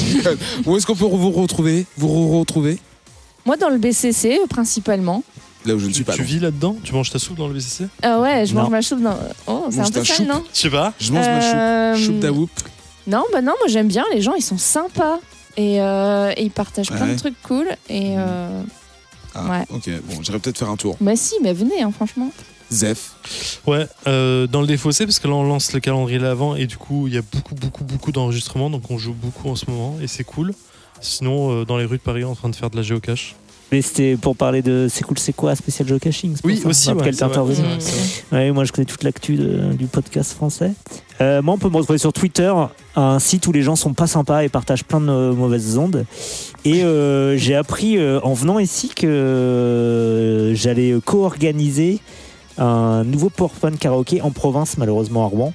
En Ah, attendant qu'on en un fasse provincial qui dit province, ça va, bravo, elle est belle la France, hein, 2019. en attendant un qui se fera à Paris. Bah, il y aura Régional, plus de- voilà, euh, un régional qui Moi, part je suis tout en région. provinciale et j'ai Un pas. PowerPoint Ça me karaoké. choque pas, Ce province. sera le 28 novembre à Rouen. Il y a moyen de participer? Ouais, tu peux venir. Attends, 24 28 novembre. Attends, je regarde. Ah ouais, je regarde aussi en vrai. Parce que Bah, j'aimerais venez, bien hein. venir, mais. Adrien pourra pas être là, il sera à New York City. Mais Putain, mais c'est le mec qui révèle tout. Mais c'est un jeudi soir. bien sûr que c'est un jeudi soir. Mais tu. Et les autres, ils font Non. comment? Les humains de Paris. Comment. On en reparlera. Et voilà, c'est tout. Et toi, Ike, on se retrouve où? Nulle part, on s'en fout. Allez. Est-ce que c'était un truc de genre, tu le dis tout le temps donc je te le dis à toi, c'est ça? Ouais, c'est ça. Putain, mais c'est n'importe quoi. Et donc, secret de coulisses, le prochain enregistrement, c'est dans une semaine déjà. Quoi. Ouais, ouf. Tu reviens. Je sens Ouais. toujours mon Tu excitation. rentres J'ai Ah, tu enchaînes je fais une livrae, là j'en fais 3 in a row. Et voilà. Je crois Et 30, c'est quel département? Le Gard. Oh, Gare. Va y avoir- Gorille. Gare à vous, Gare au gorille. Gare de Lyon. Mhm.